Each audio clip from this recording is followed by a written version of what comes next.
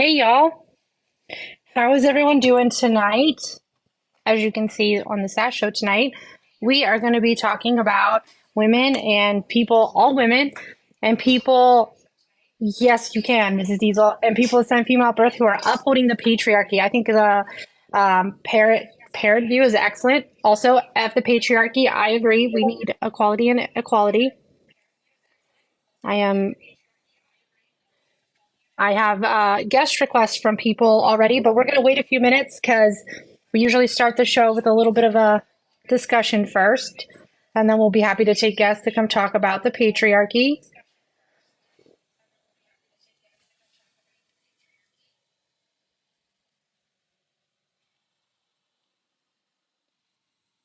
So, hold on one moment here.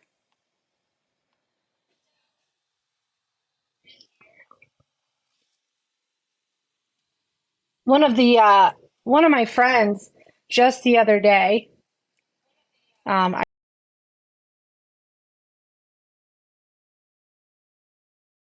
wouldn't work great towards the patriarchy.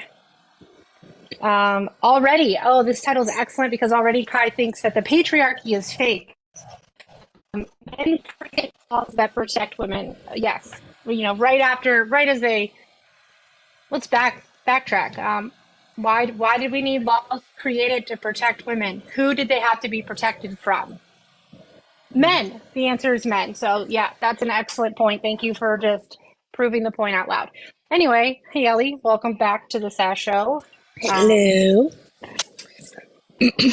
one of my friends had sent me a shirt. Well, she didn't send me the shirt. She sent me what the shirt said, and I thought it was perfect because it says "feminist in the streets" and the physical manifestation of the patriarchy in the sheets. And I'm like, maybe a little bit. Because I talk too openly about the fact that I have like a um, kinky relationship, very open about that. And sometimes I'm like, why do I do this?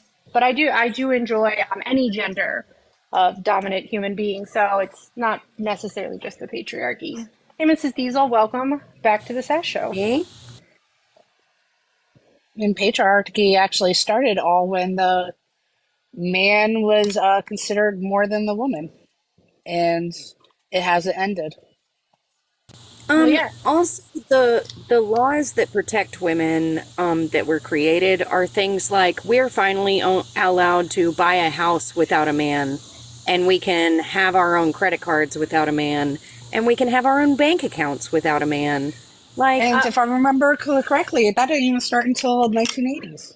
and you know what else was one of the laws that were created to protect women? That the law that defined marital rape. So prior to that law being Hmm. created, it was considered perfectly acceptable for a woman, if for a man to force himself upon his wife because once you get hurt, you can't. Kai, this isn't a debate.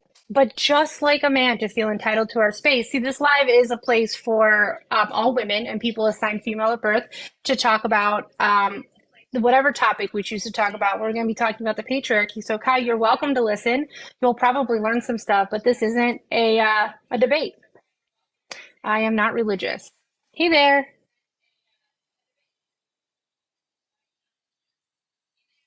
The other another interesting point. So you guys yes. know, and I have complete permission and consent of my girlfriend to tokenize her. That's a joke, by the way.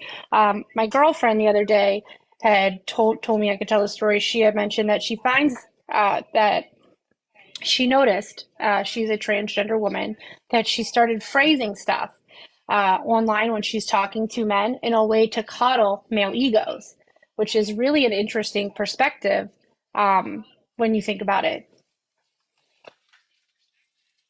And as a woman, it seems like we do that on a daily basis, and it comes second nature to do so. And that's a sad reality.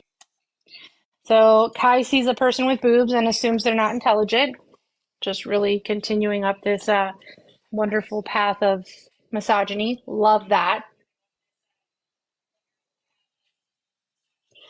You're 22, my guy. You're 22.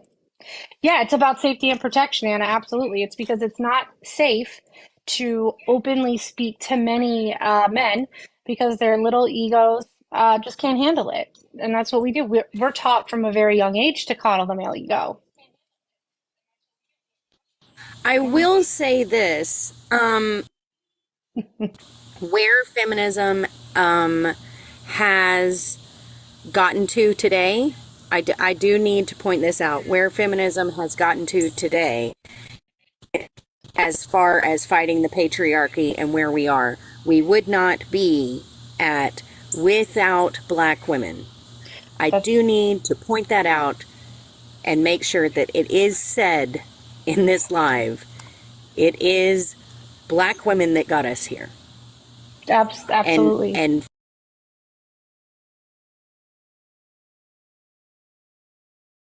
deserved. Or the rights that we as white women. Kai thinks that women he's 22, by the way, per his bio. Kai is 22 years old.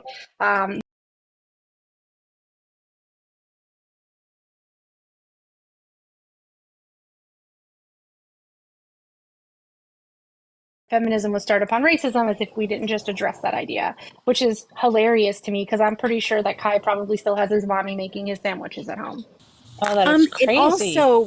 It also wasn't until extremely recently, and not even a law in every single state, that you can file SA charges on your husband.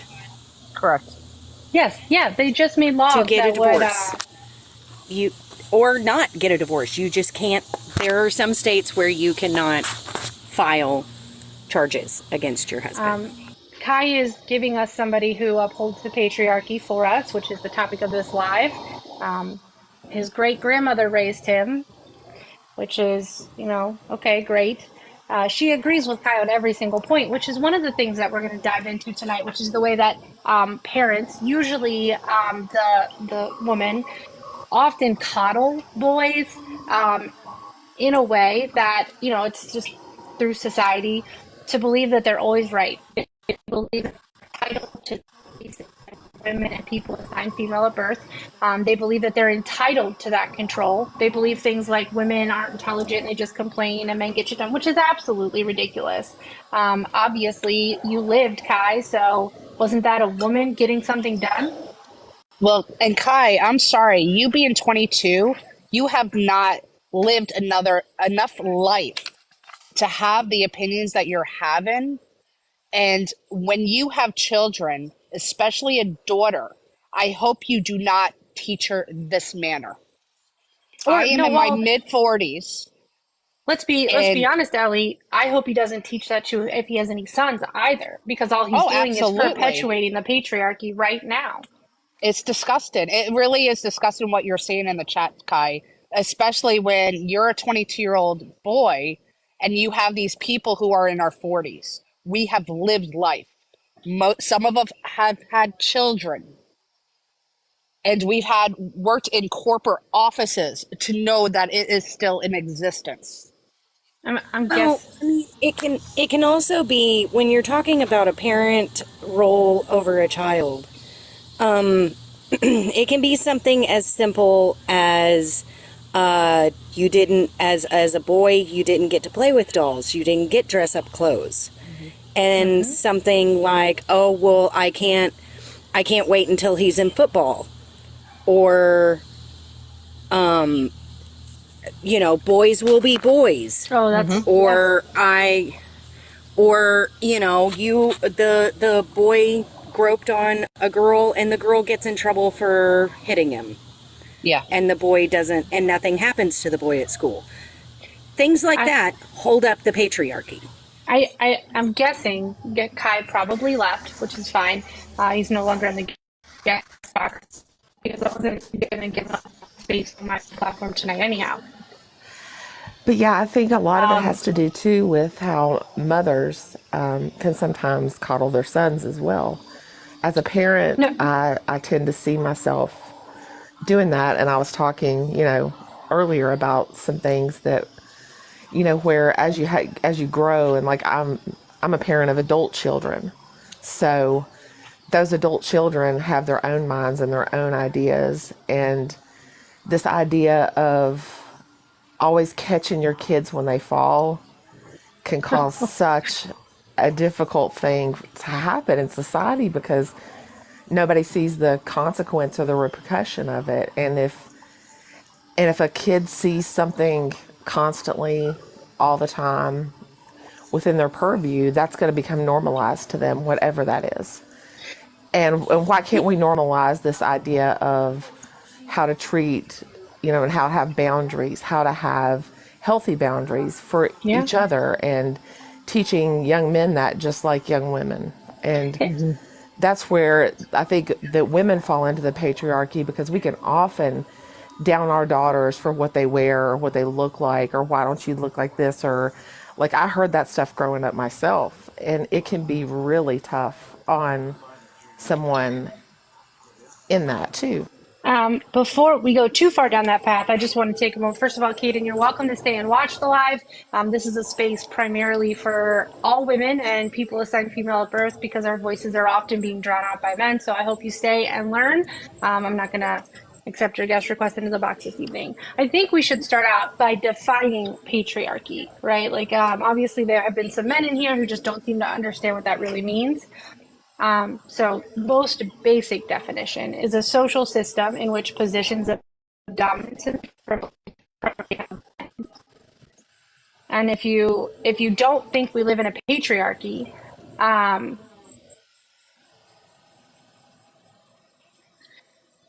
if you don't think that we live in a patriarchy, you can just look at all the old, primarily white men, primarily men in our government who are running our country.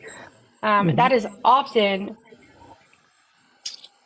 the issue. I'm very confused by these comments. It's my fault. I would just ignore that one. Yeah. And let them just stay here and listen. Caden said, but I have to read it because I think it's funny. He said, nah, I think I don't want truly facts in your live and think you're about.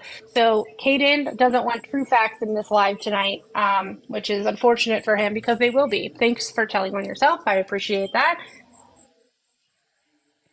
Sorry, I had to. It was just really badly written and it made me chuckle. One of the things that I think that it's well known or well documented that the thing that started the patriarchy ultimately was Christianity and the colonization of Christians used, right? Absolutely. It was in religion where I was taught when I was growing up a Roman Catholic that it was expected of me to grow up to be a mother, to get married, to always bow against my husband. If he hits me, I accept it. And that's where it all actually started throughout life. And when I was in a church, when I used to go to church as a child, I was baptized Catholic. I went to a Lutheran church for a while, and like the last church was an evangelical Baptist church, and every one of them taught me the same thing because I was born. That meant that my purpose in life was to procreate, to serve my man, to take care of everything that a man would want. Like my only value was whether or not I could have a husband and create children. Mm-hmm. Yeah, it's a sad reality. It really is, of how we're expected to live life. It's also more than that too, because while we were put in look at the roles that you were put in as like a child growing up. As a woman, it was you're cleaning the house. You were taught that. I remember being taught that as a very small child. I learned. I was taught how to cook way before my brother was. I was given duties inside the house to do. I did dishes and I did vacuuming and I did, laundry and things like that, while my brother was outside doing outdoor work and, helping build anything that needed to be built. I was not supposed to be involved in that. We were set down these paths extremely early. Yeah, Now, absolutely. my dad, whenever, I would complain that I didn't get to help build the deck, he would be like, oh, okay, sweetie pie, princess, baby, come help build the deck. And it was very much, I was coddled during building the deck because I was a girl and I could possibly hurt myself. Whereas my brother, if he hurt himself, it was kind of cast off. Yeah. The whole rub some dirt in it, it's not that big of a deal. But I even accidentally tripped and didn't hurt myself. It was, oh my gosh, are you okay? Of course I'm okay. It just happened to my brother and you. Well, because we're supposed to be soft. And when we look at through religion, right? God and me, yes, God reveals, first of all, in the Bible, that they try to, in the modern Bible, they try to say that God is masculine. They make it very purposeful to have distinction between a man and woman, and that the husband, is the father, the head of the household, the leader, the provider, and the protector. And of course, very much in the beginning, it was women who apparently ruined everything by eating fruit. And I was told that I was actually told that the punishment for that was childbirth. But the only thing I was supposed to do was get married and have children. I was told that the punishment for that was our period. Yeah. And That's actually worse. Labor but also I would. It's actually labor pains. I also want to point out, and anyone in the chat who is saying garbage is free to look this up.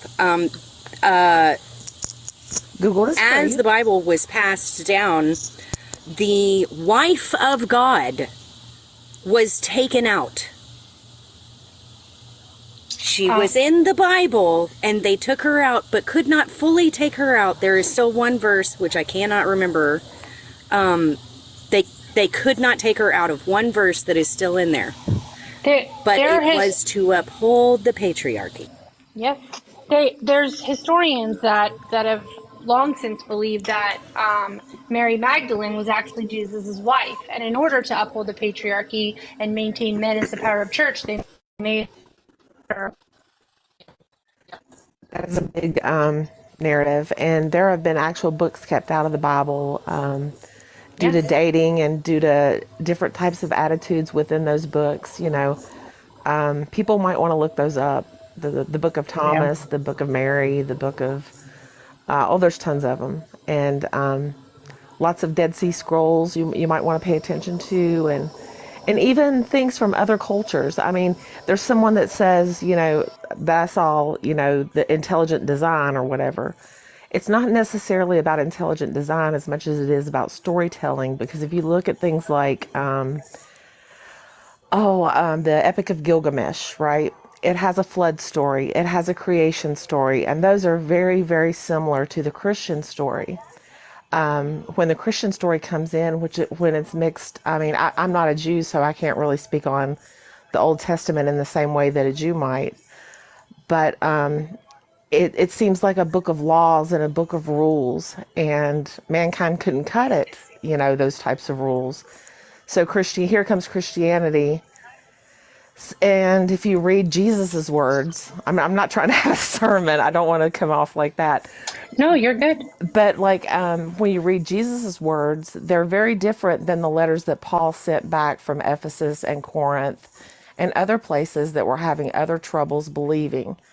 The words don't necessarily match. And when you read the words, they're a little bit different. I mean, all of us on this panel, we're all of different faiths or not faiths, from that perspective. And I don't think you'll get an argument with us saying that one is better, worse, or anything than the other. We're just saying that within all faiths, most faiths, I can't say all, but within most, some sort of patriarchy is felt.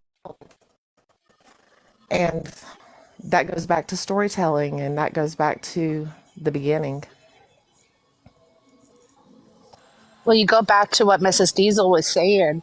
Not only were we taught basically the inside of the house, our toys taught us that we had to be pregnant when we got older because our Barbies were able to be pregnant and our Barbies took care of the babies. So, and then other toys basically went into that same path. So Yes. we were hit in the head, especially in the 80s, that we had to be pregnant and married and go through the life of being lesser than a man. It wasn't Right. until today when you were talking about that, Ellie, that I remembered that there was a pregnant Barbie. And I was like, holy shit, there was. I And there were forgot all baby about it. dolls. Yes. There were baby dolls. Like, just that alone. And I remember, y'all remember Baby Feels So Real? Yes, AFAB means assigned female at birth.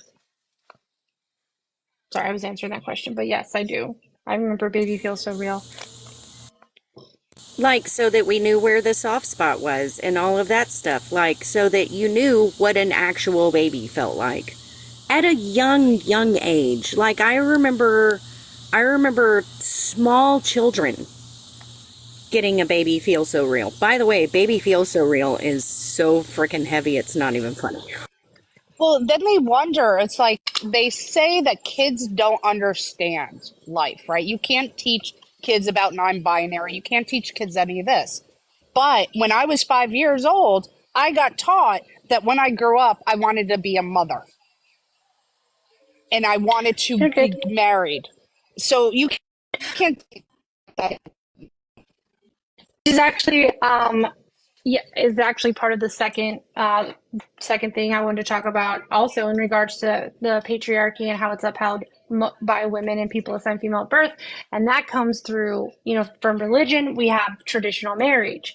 As a child, we were all probably told that we needed to grow up and get married and have children. I know that I was told, like, I played softball for many years. When was I going to grow up and stop playing sports? My brother, on the other hand, was pushed to continue playing sports because he could make that a career. Where I was told to that I needed to stop so that I could grow up. Mr. Peeps. Oh, I got very excited. Wow, I didn't know that about you. I had the same sort of experience where I wasn't half as encouraged about my athletics as my brothers were. Hmm. Yeah, and it's a big deal. I love you. Oh, good night. Love you. I want to make sure that I expand on this because I'm not agreeing to everything that White Knight is saying. I agree with the statement of you're not a full adult until 25, and that is because the brain does not stop developing until 25. And that is only like statistically true. Some brains actually take longer than that if you add in trauma or ADHD or things of that sort. But that does not say anything about at young ages you can't learn. You fully develop to learn Correct. more stuff. I had a feeling that statement came in because I said at 5 I learned to be a mother. Right. When I say that, I are given to you at 18 should not be given to you until 25. And that's a whole different thing that we can discuss on a different day or in DMs if you would like. But Women don't mature faster than men. They're forced to mature faster. right, we learned that through what we were put through. Yes. So I mean, this isn't specific to what women and people assigned female at birth, but as a person assigned female at birth, I was taught at the age of 4 and 5 to be careful of those men. I had to sit still and make sure I kept my legs closed because men might be looking, and I had to be responsible for anything that might involve children. I'm the youngest of two. I have one older brother, but I often was responsible for my younger cousins when I was 8 and 9 years old, while my brother was running around throwing stuff at us and being generally crazy. he was allowed to grow and mature at the rate that which is natural, where we are forced to take on responsibilities of a parent very young. Yes. Now, I will give that if you are in lower income households, sometimes the boys are given more responsibilities, and that has to do with the economics of the household. For instance, my husband, at the age of 10 at the age of 8, sorry, I got the ages mixed up. At the age of 8, he was looking after his 10-year-old cousin and babysitting him because his aunt had to go to work. His 10-year-old cousin suffered from seizures. That had to do with where his family was economically. It had to do with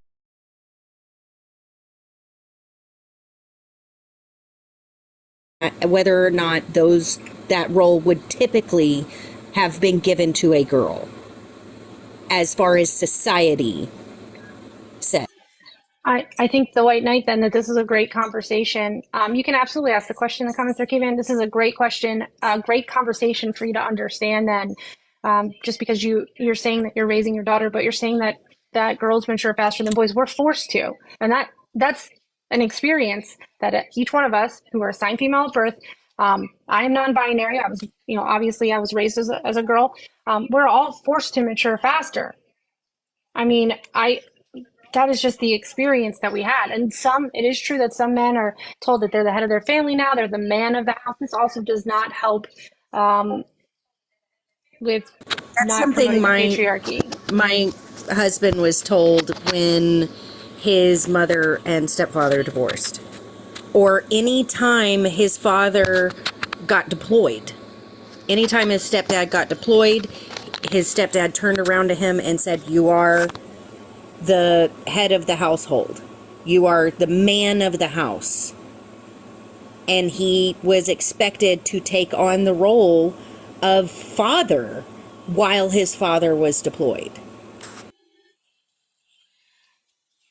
Well, and that goes back to the idea of like the traditional family or the nuclear family, right? That boy was put in that role because ultimately what that is promotes the patriarchy is it teaches us that men are supposed to be the sole breadwinners, and women raising their boys promote that idea all the time, right? Like you need to make sure that you can support your family. And the boys are told how much they can do, and they're pushed towards successful careers. Men just aren't. That is And exactly in right. that situation, I know in my house, in that role, my husband works over 100 hours a week. He is rarely home. He is almost never home before the children go to bed. That has been our existence. And because of that happening, I took on mother and father. That responsibility was never placed on my children. And then I looked into where they were developmentally for their age and their maturity level and treated them accordingly. That is how you keep from putting too much on your children.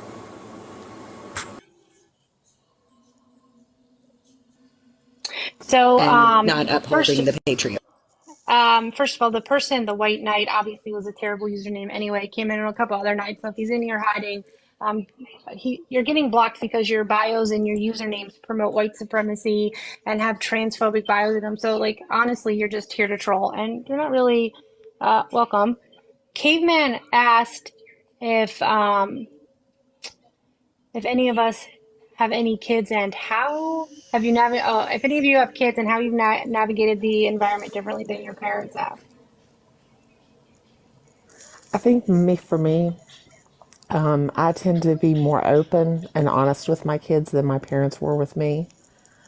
I've never treated them like they were babies. Even my stepkids, I've always been just who I am, and who I am is just open. And if they need to come to me with something, they can feel free and not afraid to come tell me things that they need to tell me.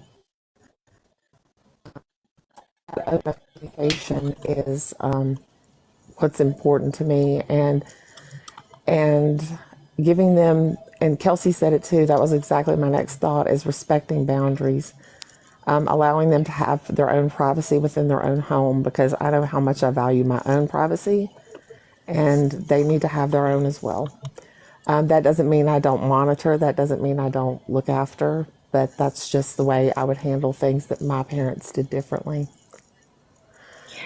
And for me, for children I've participated in raising, there's a couple of things that I did differently. Being open and honest was a big thing for me too, especially when it comes to things like bodily autonomy, consent, sexual education, sexual health, your reproductive organs, understanding these parts of your bodies, and the same information was shared with both boys and girls. The conversation was not different when it comes to reproductive organs and what the body does and how the body works and consent. It was the same conversation.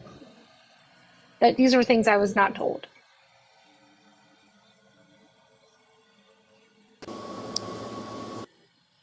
I don't think that I don't think that I can tell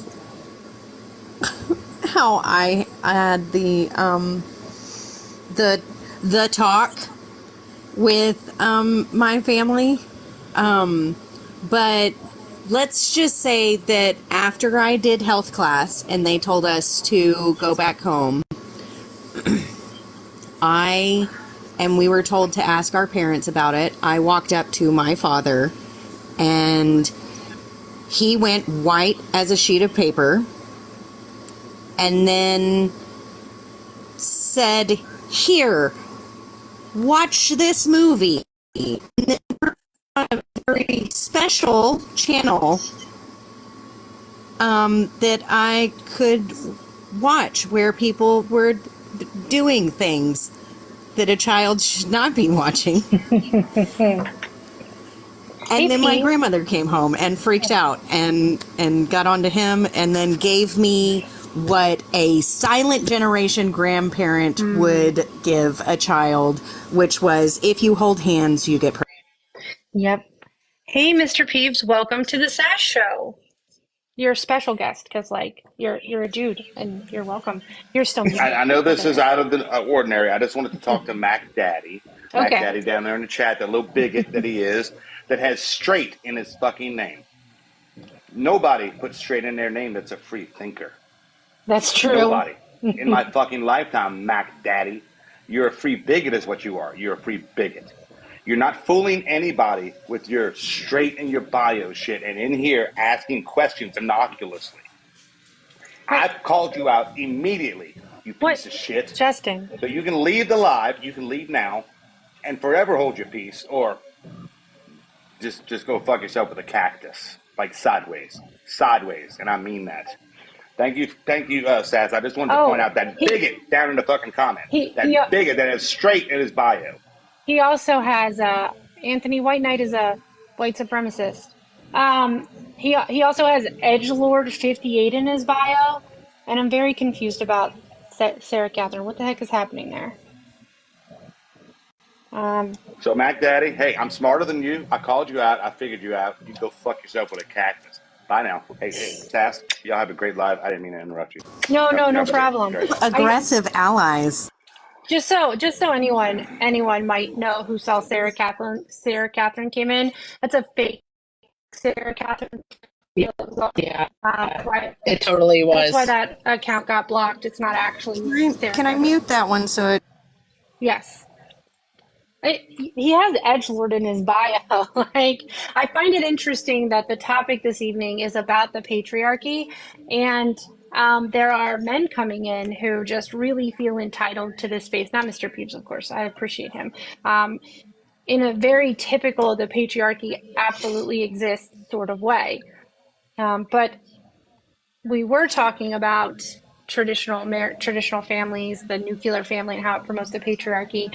And I think we should talk a little bit about the women's role in that. I don't know about you guys, but it was often the women in my family who told me that my purpose in life was to get married and to have the children, to be subservient to my husband. And it's how we basically Yes. learn also by watching our grandparents. My grandparents were in the silent generation. And the way that my grandfather actually paid the bills, my grandfather was the breadwinner. My grandmother stayed home, took care of the boys, and she never drove a car because women don't do that. So it's basically what I learned from them. And it did kind of like switch over with my parents as boomers a little bit because my mom did work, but it was like, yeah, my dad was still the head of the household.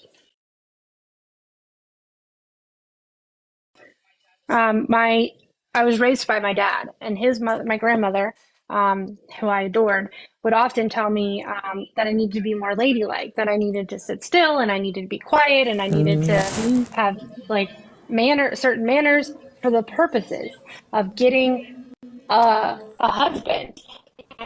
Not only getting a husband, but to get a husband who wouldn't mistreat me.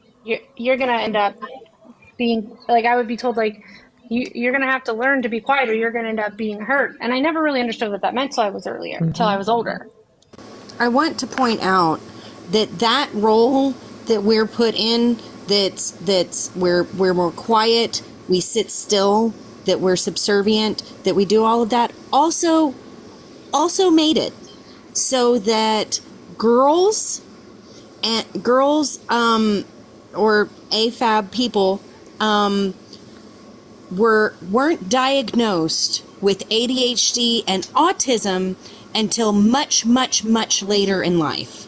Yes. And not until recently did they start noticing or start even studying autism in girls because of the patriarchy pushing us into these roles that made it so that these quote unquote outbursts, the hyperactivity, it's pushed inward. And it's said, and it's, she's just talkative, or she won't sit still, but she's not hyper. Yeah, it Yeah. was non-existent that a girl could ever be hyper, Yeah, and ever. that's what scared the shit out of my mom about me because I was that child that was the risk taking, hyper, you know, non ladylike, non feminine. Yeah. Scared her to death. Not loud. But ultimately, it's interesting to me is that we are taught that, um, and these this is women who are promoting the but I think that they do that, at least this part of the conversation, is because they want us to be safe. Because in the way that they were raised, the reality that they live in, if the patriarchy teaches us that, and it teaches men that they're entitled to our bodies, and if we don't give it to them, what happens? Danger. Yeah, it ends up being violent. They don't want us to get hurt. But so instead of I teaching know. boys and men to respect consent, Right. they teach women to just say yes, even if they don't want to. I know. I Right. know y'all guys have heard this because my dad said it, and then my friends said that their dad said it. Like my friends in middle school and high school. There were so many times where my father and uncles and men that I was around would say things like, "I know exactly what is on his mind. Mm-hmm. I know Yeah. exactly what boys are thinking about." And Yeah. that was their reasoning for being overprotective. Which is just unfortunate because they just didn't teach boys how to behave. We were all told, and by the way, Amber, welcome to the Sass Show. We were all taught, I'm sure, that when you're little and a boy hits you or pushes you or picks on you, they just like you.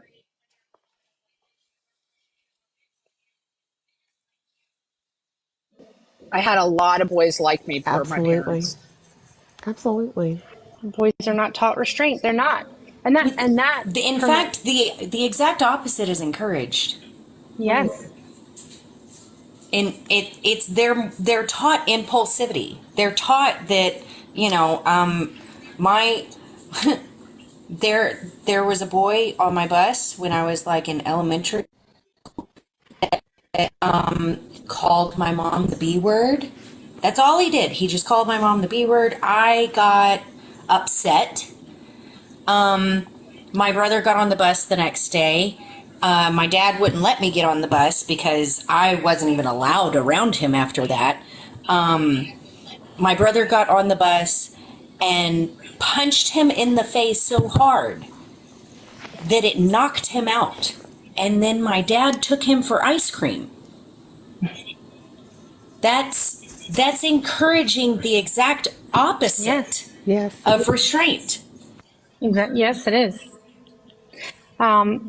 I I read an interesting quote, by the way, that has a lot to do with exactly what we're talking about now, of course, and that is that one possible explanation of why women endorse the ideology that obligates men to cherish and protect them is because they believe that social hierarchy is natural and good, and that they see their place. That they see their places being lower as like a legitimate thing, that they just do not feel that they are in fact equal to men.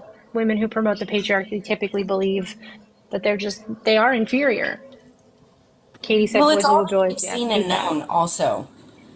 They saw not only the generation before them, but the generation before that, and Yep. possibly even the generation before that. Yep. Uphold this, so they don't know to. It's almost like AFAB people are conditioned into believing that their role is what it is currently, and that's just not true. Yeah. It Yes. is. It is conditioning. Amber, the caveman person had an interesting question. Wrong. And that was like, how are you raising your children differently than your parents before you in regards to the patriarchy? Yeah, that is a good question. I have a lot of thoughts about that. I would say, even though I was raised in a house where my dad was the primary financial giver, provider of the house, and my mom worked some of the time but didn't make nearly as much money as he did, and her desire was to be a stay-at-home mom, even though she couldn't do that for most of my life. That's what she wanted. And it was an interesting dynamic because I hardly ever got to see my dad because he was always working 2 or 3 or even 4 jobs to make it so that my mom didn't have to work.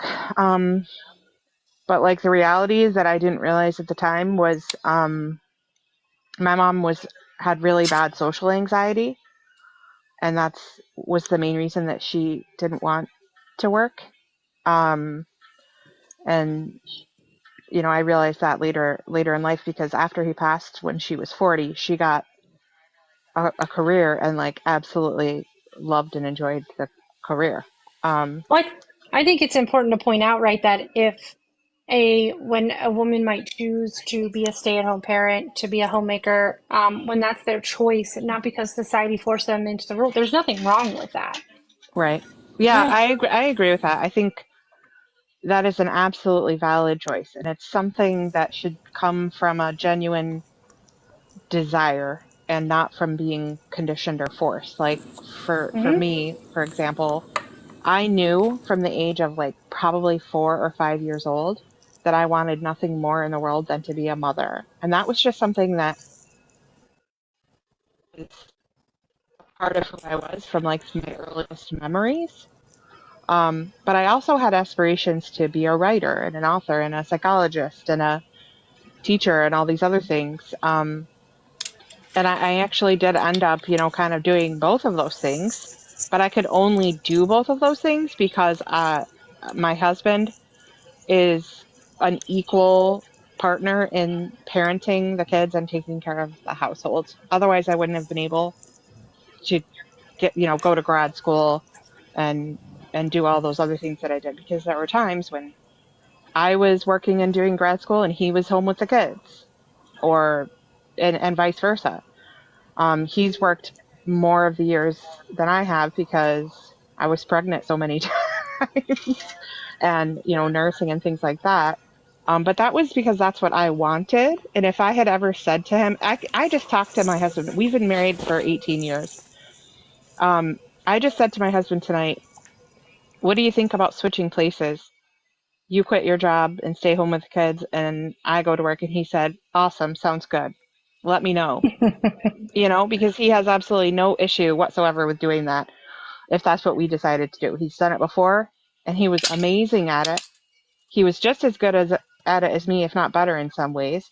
And the fact that people believe that men, like, biologically somehow can't be as nurturing and loving caregivers as women is literally just all socialization. It's not true, because my husband was socialized with a ton of kids growing up that he cared for, and that taught him how to be a nurturer. This is something that was taught. He's still really masculine, but he's a caregiver. He's very nurturing to the kids. You can be both. I was talking about this a little bit earlier today. One of the things that we're taught when it comes to like the traditional nuclear family as people of uterus is that we must have children, right? And if we don't want to have children, there's something wrong with us. At one point, there was a group of women who, or if we can't. Well, Right. exactly. There was at one point in time there was a group of women who were upholding the patriarchy who called me the busted vagina club because I have PCOS and I have never given birth to a child, which diminishes my value in their eyes based on the rhetoric that they were pushing in that. Right. We're also told that motherhood is this glorious, magical thing, and you're instantly to be connected to your child. But that's not always true. Oh, it Go a absolutely little is not further. always true. If you look at me, I've lost 2 children through stillbirth.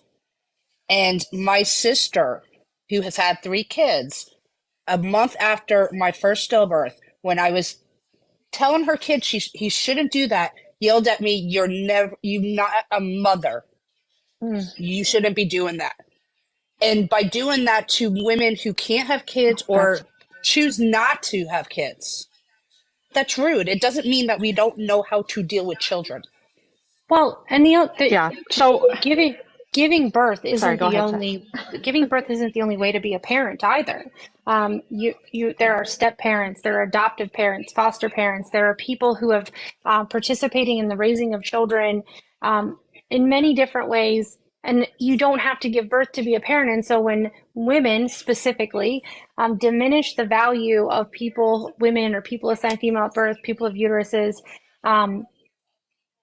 by suggesting that they are somehow less because they haven't given birth to a child, they're just upholding the patriarchy. And Amber, I'm so sorry. It's interesting because I grew up, I had 2 sisters. We're all very close in age. One of them is my twin. We were raised exactly the same, the 3 of us. And I had a very strong desire and preference to be a mother from an early age, and neither one of my sisters had that. They just didn't. They had no desire to do that. My twin sister has never had kids, never wanted kids, even though she's really good with kids. She didn't want her own kids. She went to college, went to grad school, and got a career, and was the primary financial provider for every household she's ever been in, and never wanted kids. It just was something that she just didn't feel deep within her, and I feel pretty strongly that if you don't have a deep desire to have children, you probably shouldn't. Yeah. And I always wanted to have children myself. It's not by any choice of mine that I didn't give birth to a child. But I also know that that doesn't diminish my value as a person assigned female at birth in any way, shape, or form. And the idea that it does is just the patriarchy at work. Well, also, let's get the jokes. Sorry. Well, I'm gonna let Mrs. Diesel go. My stepsons were abused by their biological mothers. They were abused and neglected by their biological mothers, and we got custody because of that. So this whole just not all AFAB people were meant to be mothers. Just because you can have a child doesn't mean that you're going to be a good mom. That's true. And that supposed connection and magical moment actually doesn't happen for all people who give birth either. There is also postpartum depression that we shame as a society, we shame women for having. Why do we shouldn't be doing that? Like, I was very fortunate that all 4 of my births, I did have that magical experience. I really believe it's because I wanted it so much. But my younger sister has endometriosis and had, I don't know, 8 miscarriages or something, and finally got pregnant through IVF. It was a huge struggle. Quite honestly, she never really like had a strong desire to have a kid, but it was a negotiation between herself and her husband, and that's what they chose together to have one kid. And she did not have that instant bod. She did not have magical experience. The first 2 years were really, really rough. Because of that. And I'm not saying that she shouldn't have had him or that, you know, it's bad that he exists. I'm just saying that there's definitely a difference between having kids because you feel like it's your obligation and having kids because you really want to be a parent. And I don't know why that doesn't apply just as equally to men, because they are half of this equation. Why isn't it men's job to like spread their seed or whatever the crap they say? And yet somehow if they don't, they're not having any shortcomings whatsoever, but we are. And Right. that doesn't make sense to me. Well, you go back, and when I got my hysterectomy, I had jokes put out to me by friends and family. Oh, you're no longer a woman. And that is so hurtful as a woman to hear that, but also it's so falsified. What does that make me less of a woman because I don't have a uterus anymore? Well, I think Anna, you had unmuted. I want to let you add in real quick.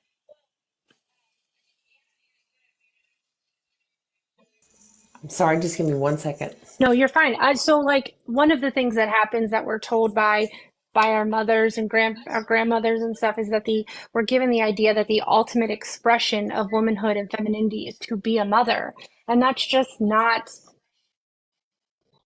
doesn't make sense, because not all people assigned female at birth who have a uterus can be a mother, but that doesn't make them any less of a woman if they are a woman. There are no men in here, Mike.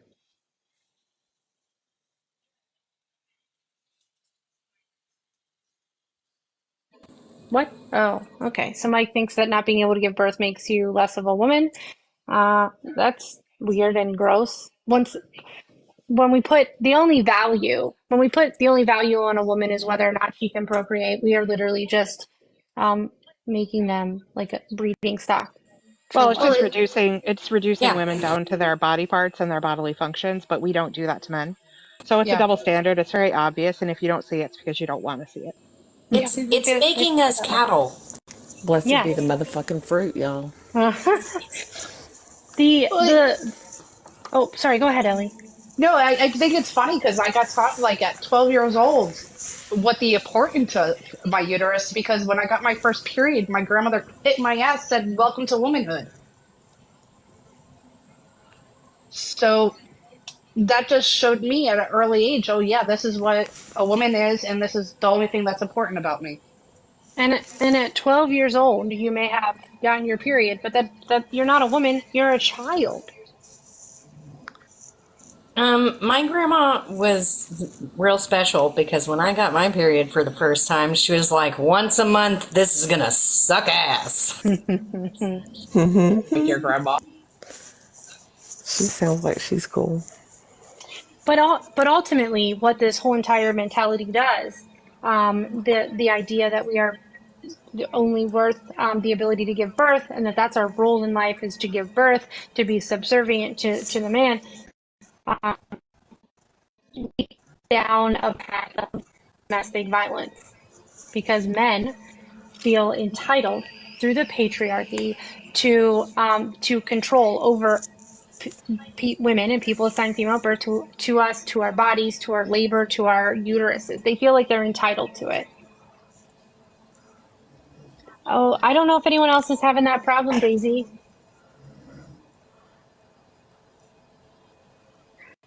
That's my friend B. That's my friend B. Oh, You Okay, I may love have to you. leave and come back in if it's lagging.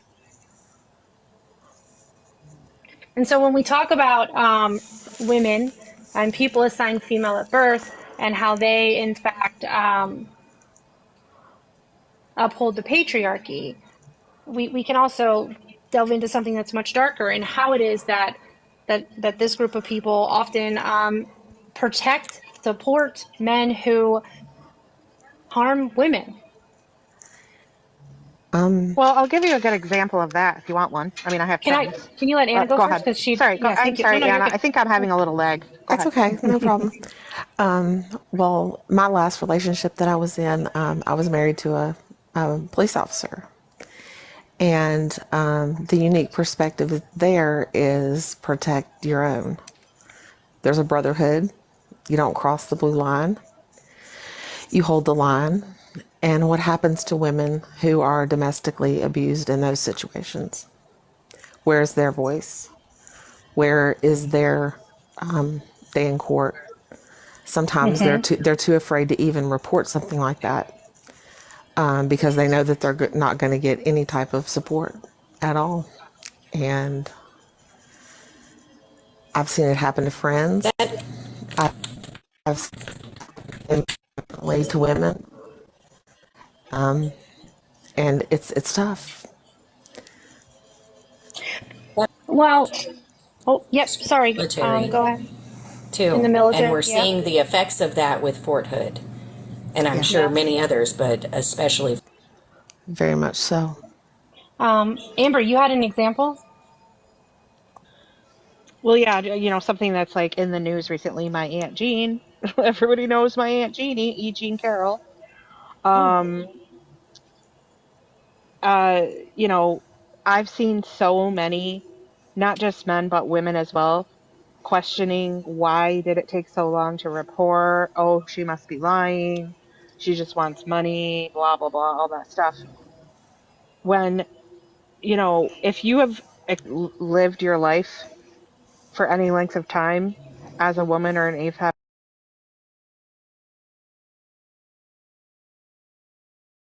guarantee at some point you've experienced some kind of sexual harassment or intimidation or unwanted advances and things like that. And yet somehow these women are able to tell themselves that, you know, just because somebody doesn't report in a system that doesn't believe us anyway, yes, that they have to be lying or making it up. yes.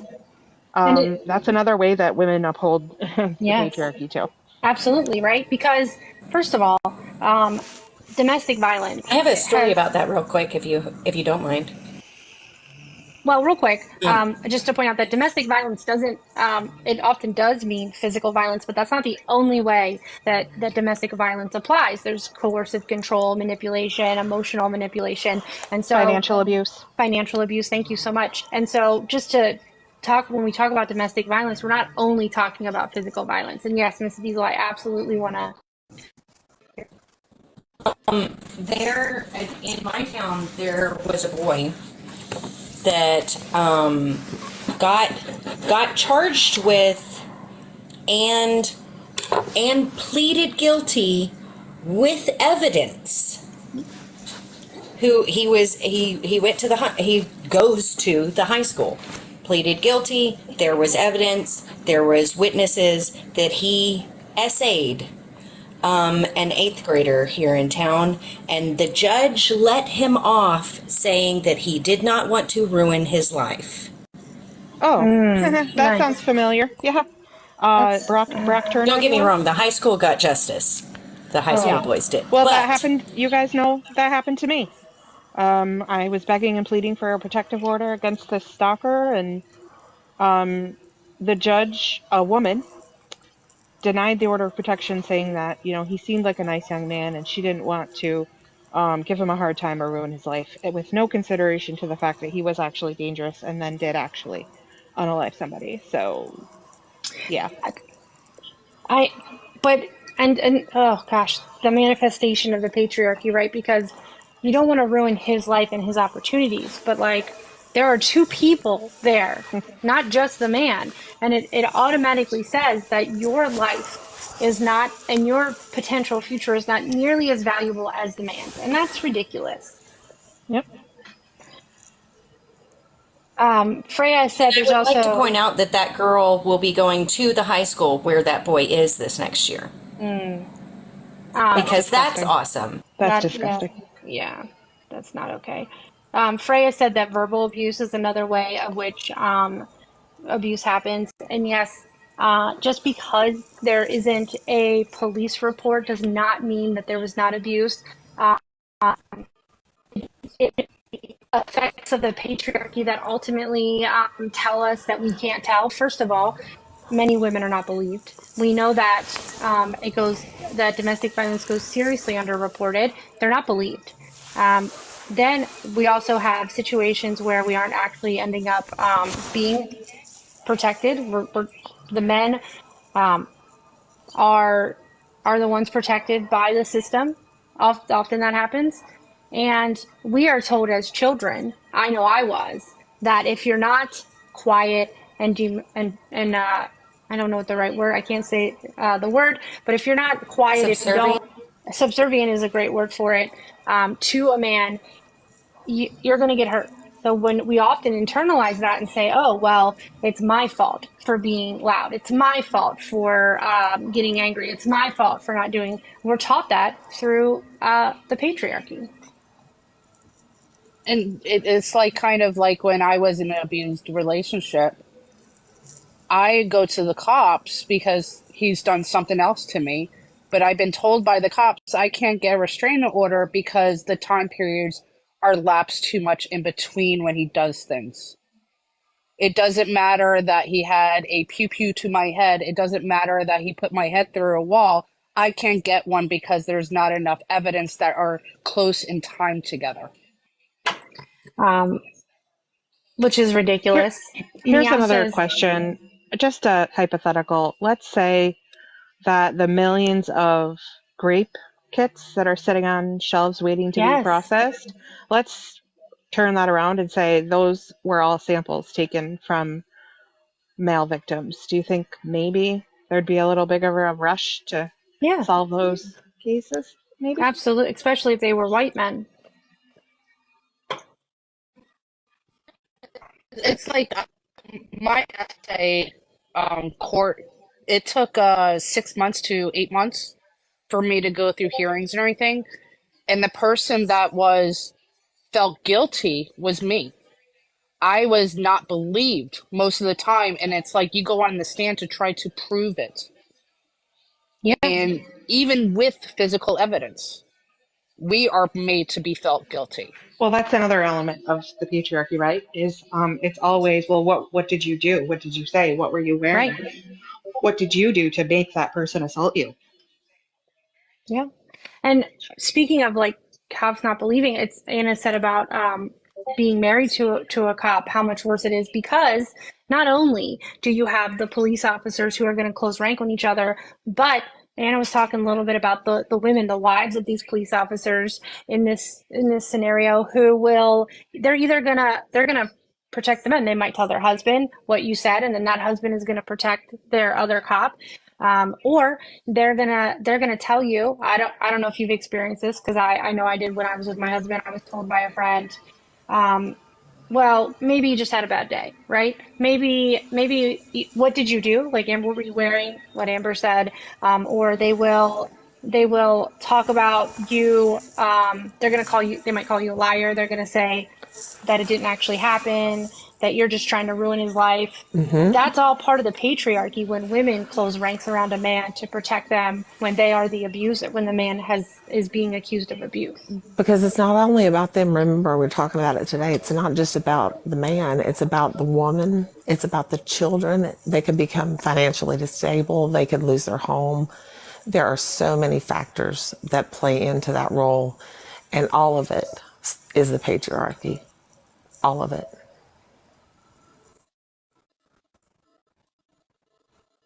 No, you're fine. I'm glad that you're sharing with us. This is a space, while it is a public platform, so it's not completely safe.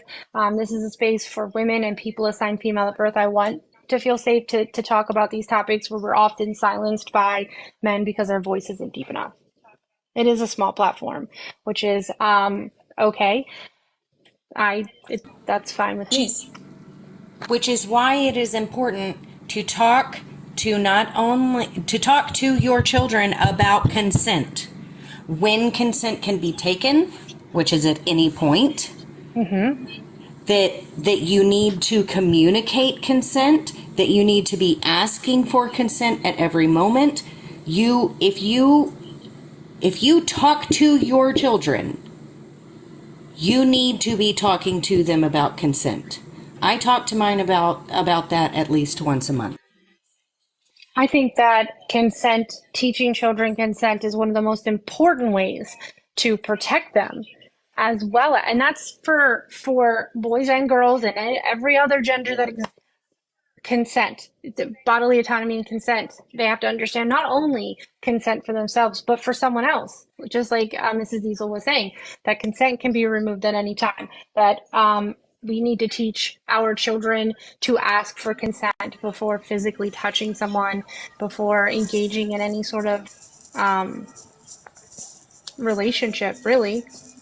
Yeah, something I did this past time with my son's girlfriend's child. He's only 2, and I don't know how comfortable he would be. So it was either high fives, fist bumps, hugs, or nothing. And he knew what all those meant. So it was his choice to give to me whatever he wanted at that time. And I think it's an important step to like teach kids.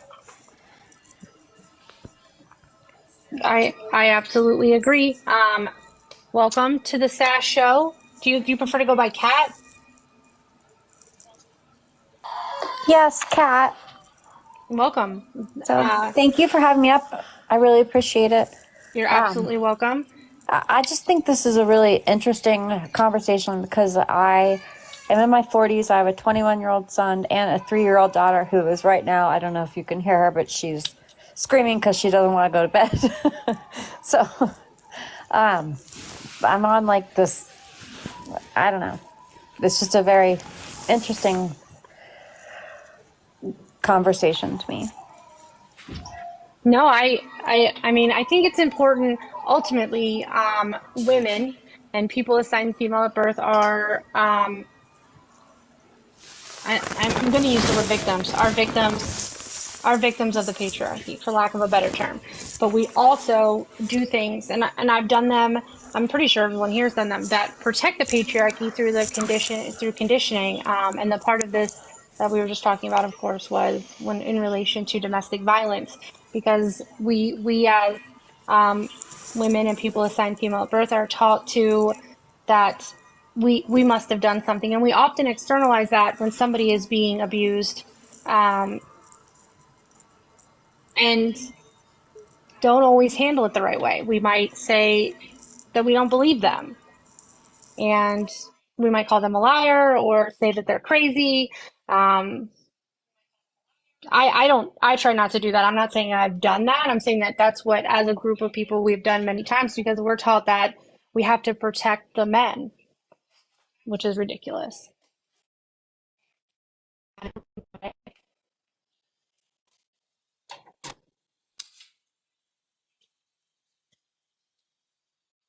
One of the things that I was reading about today in prep for this was about how the patriarchy applies to something that a lot of people don't really understand. That is coercive control, which the end game is for the perpetrator knowingly sets out to achieve, is to make their partner entirely subordinate.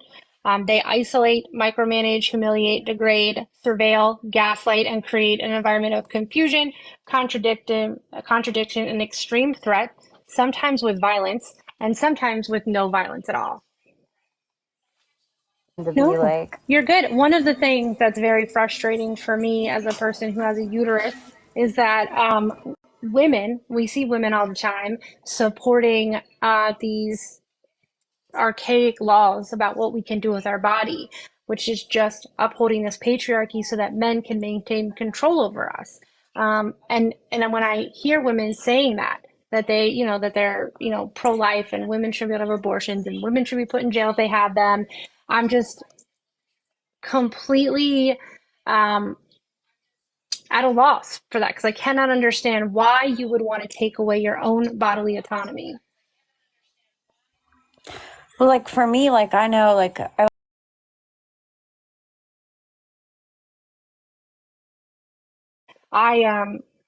I had a situation happen with my late husband. He died in August of last year. He took his own life. We were separated for 10 years. Not the point.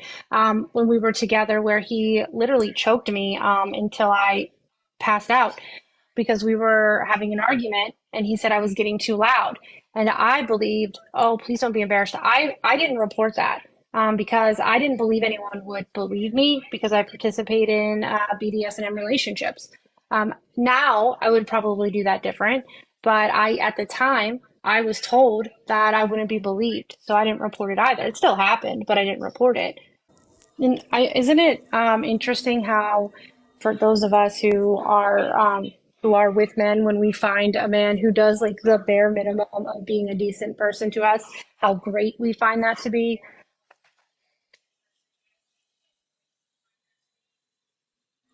I couldn't hear. There was somebody talking. I couldn't hear what they were Oh, saying before you.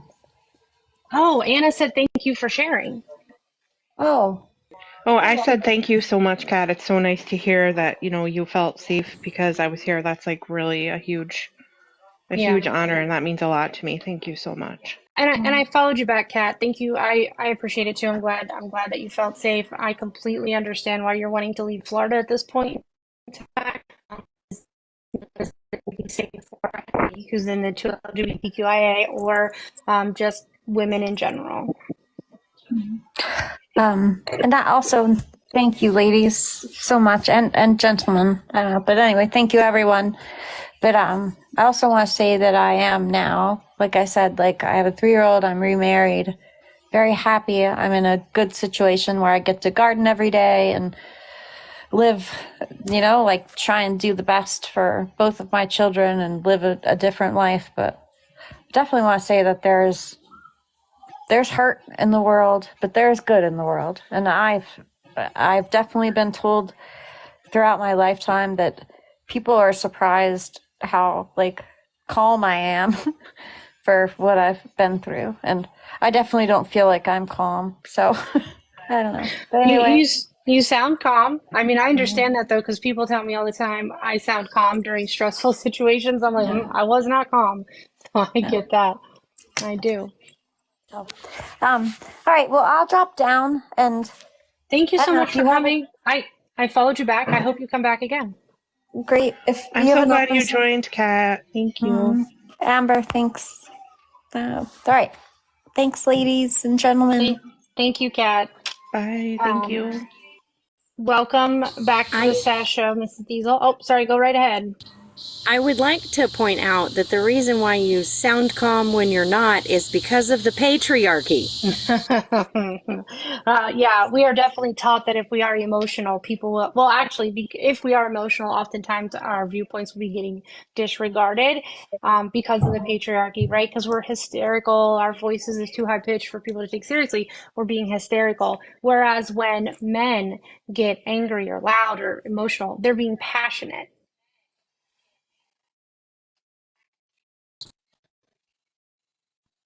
Did you know that the term hysteria, I think it is, somebody will correct me if I'm wrong, was actually coined as it was determined way back in the Wayback Machine that that was a condition that women would go through, and you would go to a doctor's office to have that treated with a doctor giving you happy time. Manual stimulation. Thank Yes, you. yes. I am definitely going to have my own live of feminist literature, and Diesel, definitely see you there. Yeah, y'all should look up what that machine looked like, because Yes. I went into an ADHD spiral, and that thing it's real special looking. But also that phrase was used by men who didn't want to be married anymore. The wife committed for Yes. hysteria, and then they could divorce you without Yes. your wife commit without a second thought, because you're in a mental institution now, and and it wasn't really, it's really I don't know about you about guys, something. right? But you're breaking up, Karen. Well, I'm sorry. I don't know about you guys. No, it's okay. I don't know about you guys, but we talk about hysteria, and we're talking about being emotional and stuff. I have had other people who are women or assigned female at birth um, tell me that I am being too emotional. I'm too loud. I'm too passionate. My voice effort to silence me or to take away any sort of power I might have in a conversation, which is the patriarchy, because our voices are not too strong. They're just strong. We're allowed emotions, but not the high ones. Yes. We're allowed to be happy, but we can't be ecstatic. We're allowed to be mad, but we can't be furious. We were allowed emotions. And I'm doing this comparatively. We were allowed emotions, whereas boys were told to bottle them up. But we weren't allowed our emotions to get too strong and become an outward appearance. Because you don't Make want an to make outward a appearance. scene. Don't make a scene. Don't be messy. You're being messy. Stop. Right. Sound like you're talking into a sock, Karen. Have you guys ever been told that because you did share an emotion? Oh, Karen, you got to mute. Oh, I can mute you. I'm not on Discord. There was noises that were not fun. Okay. Actually, I think that might have been it. Okay, they stopped. It was me, maybe. Yeah, it was. I'm so sorry, Karen. I muted you, but you can unmute now. I'm so sorry. It's okay. I have been told either because I have been taught to mask well, and I may not share. Oh, there's your necklace again. I may not share emotion that I obviously don't care. Or I'm lying or whatever. But I've also been told that when I do express emotion, genuine emotion, that I am faking it, that I am making it up, and by women. Yes. And it's because women are taught the same tool, or take the tools that men use to subjugate us and to have control over us, and they use those tools. In my view, in my opinion, they use those tools in an effort to pander to other men. Well, or to just make us stop talking about a subject. Like, for instance, in recent history, when Roe v. Wade was overturned, I have gone into so many lives and been passionate about the topic. Not mad, which I have every right to be, not sad, just passionate. And I was told multiple times that I needed to calm down. Meanwhile, what I saw they came out with a statistic recently that pregnancy mortality has gone up to 22% since Roe v. Wade was overturned. Yes. And that's part of the reason why I actually started this live, right? Is because often, or doing this every week, is because often on this app, there are women who host lives like this. but often men's voice are amplified. And so there'll be conversations about things like abortion, where you might go into a live being hosted by a man to talk about abortion, and those men will speak over you every time. Even those who claim to be allies, for lack of a better term. Right. Is this And any better? You sound kind not of, as it's a thick little of better. a sock. It sounds like you're talking into a thick. Is this any better? Yes. Okay, I'm going to eat the microphone then, apparently, for the rest of the live. It's a little better now. There's a lot of other noises. This is Oh, let me a turn off fun the ceiling situation. fan. It sounded like you were touching. Yes, yeah. Because it's prickly in my mouth. So I think this is something that we do to each other, women and people assigned female at birth, is that we use the tools that men use to control us, to control women, to control other women, right? It's something we need to stop doing. Like, we shouldn't be telling women that their voice is too strong, and that they're too loud, that their emotions are inappropriate. Like, it's something we all have to probably work on. Meanwhile, the opposite side is that if a man gets passionate, that is allowed. He's allowed to raise his voice, and it's just he's passionate. I accidentally invited a person in the box when I was trying to turn off my mute microphone. So to that person, you don't have to accept. Sorry, I'd probably kick you out anyway. That was an accident. I will say, and my mother, I think, does it without realizing that I'm doing it, because she'll say things like, "You're being ridiculous," is one of her favorite phrases. You're being ridiculous. No, I'm not. I'm not being ridiculous, Mom. This is something serious that I want to talk about, that I'm upset about. I'm not being ridiculous. Yeah, absolutely. Hold on 1 second. Freya said they say that because they know they are scared of us. I think that's true. I think that's very true. I mean, that's why when we go back to what we were talking about our relationship, um, it's widely believed that Jesus was actually married to Mary Magdalene. That was his wife, and they made her a whore because men were afraid of women having too much power in the church. Men are ultimately afraid of the power that women have, and they do things like pit us against each other in order to prevent us from having any power. They completely removed Lilith. An entire book from the quote unquote Bible, even though we all know it's just stories, because, well, I know it's just, anyway, that's a whole Yashara. life. Yashara was the wife. Of God? God's wife, Yashara. Okay. Welcome back, Kat. Yeah, I just had to come up quick and ask for all of us, like, what are all of, and I know myself, I have a perception of a higher being. What are all of the Christians and all of these people that believe in specific dominated religions? I didn't mean to say that so harshly, but I did. Going to do about the fact that we've now acknowledged that aliens are real. It's like a real thing now. We've acknowledged that we have, like, the world has acknowledged that we have spaceships. We have non-human biological samples.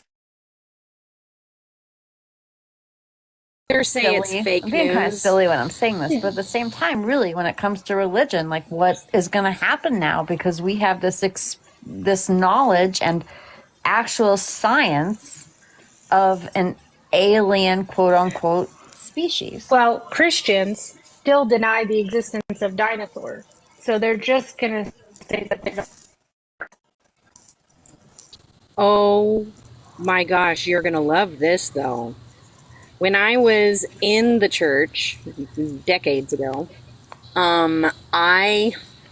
there is a guy who does literal seminars on this, where he talks about that they found human bones next to dinosaur bones. And it shows that the reason why dinosaurs didn't appear in the Bible is because humans were larger and that they were normal. They were like the size of like dogs standing next to these very large humans. Well, I think that I think Maji had a good point. He said stay on target. Okay, Maji. No, Maji's great.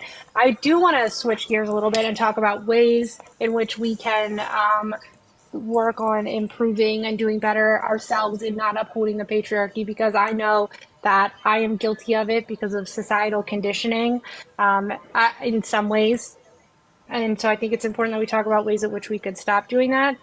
And the first one that I have to offer, because I've been thinking about this all day, is that we need to really work hard on supporting other women, all women, and people assigned female at birth by not allowing men to pit us against each other. And that's really simple. Like, you don't have to get involved in a man's fight with a woman. Well, I know for me, something I've been doing is like I am part of a lot of mom groups where I support other mothers. I host a lot of or I can't say host, but contribute to a lot of community gardens where we get all of our community to come out, have time with children and their families because it's a community event. There are a lot of things that you can do to absolutely make it so that it's a family involved environment, whatever your family type might be. Yeah, absolutely. I don't know if Ellie's fingers are still glued together or not, or if Ellie has.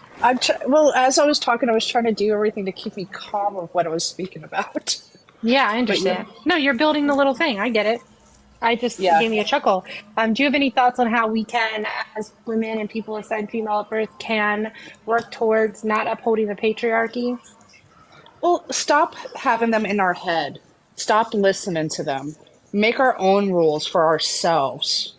If we don't want kids, there's nothing wrong with that. If we can't have kids, there's nothing wrong with us. It does not make us any less. We are beautiful human beings, each and every one of us, and we need to start believing that and moving forward.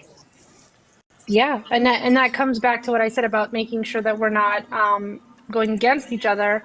One of the things that we should do in line with that is like supporting each other's decision whether or not we wanted to give birth. Motherhood is not the ultimate defining faction of womanhood, a factor of womanhood. There's much more to it than whether or not you can procreate. So I have an honest question. Mm-hmm. When you talk about the patriarchy, I feel like I understand what that means, but are you speaking about it in the sense where it goes against motherhood, or just the option of women not conforming to that? When I'm talking about the patriarchy and the patriarchy is what is upheld by the idea that women are supposed to be barefoot and pregnant, and that whether or not you choose to give birth to a child is an equally valid choice no matter what, and that no one should be treated as less for that.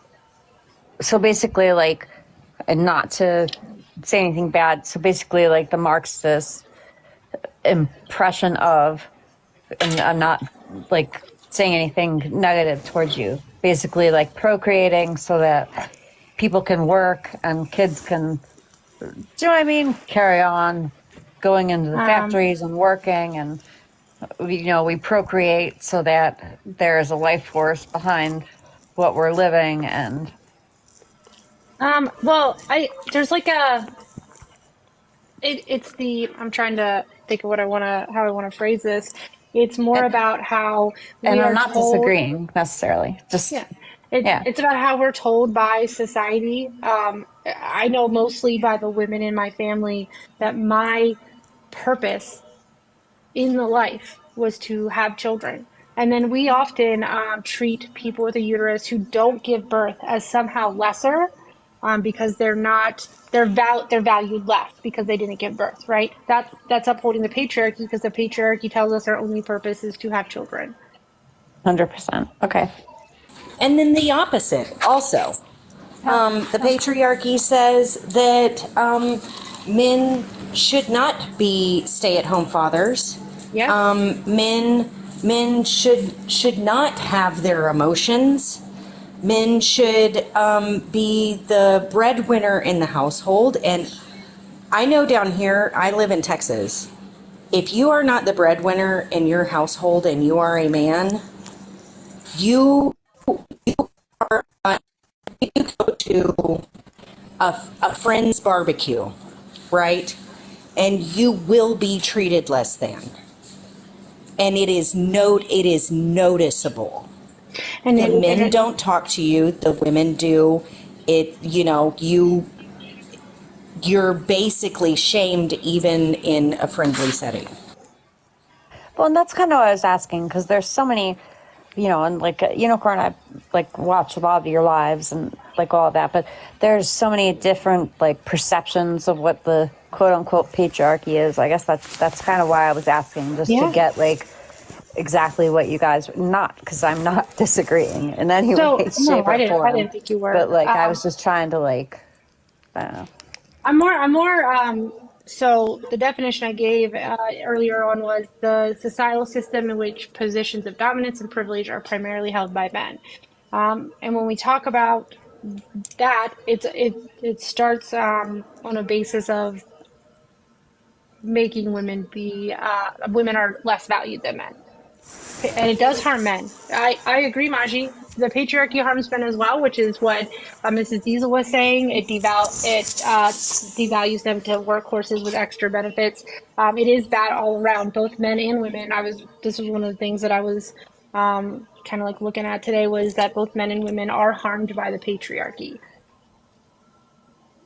I want to point this out because it was a TikTok that I saw. That I thought it was heartbreaking for me, and then watching all of the stitches or duets that I saw of it was even more heartbreaking. And I'm not going to speak on this because I'm not in the community.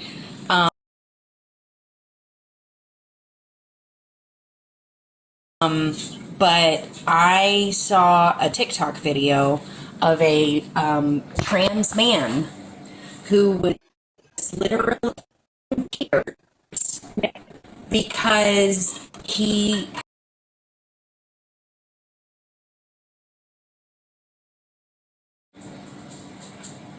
and there were tons of cis men that basically all of the stitches that I saw were like, welcome to the club. This is what it's like, and I think I saw one guy say, you must be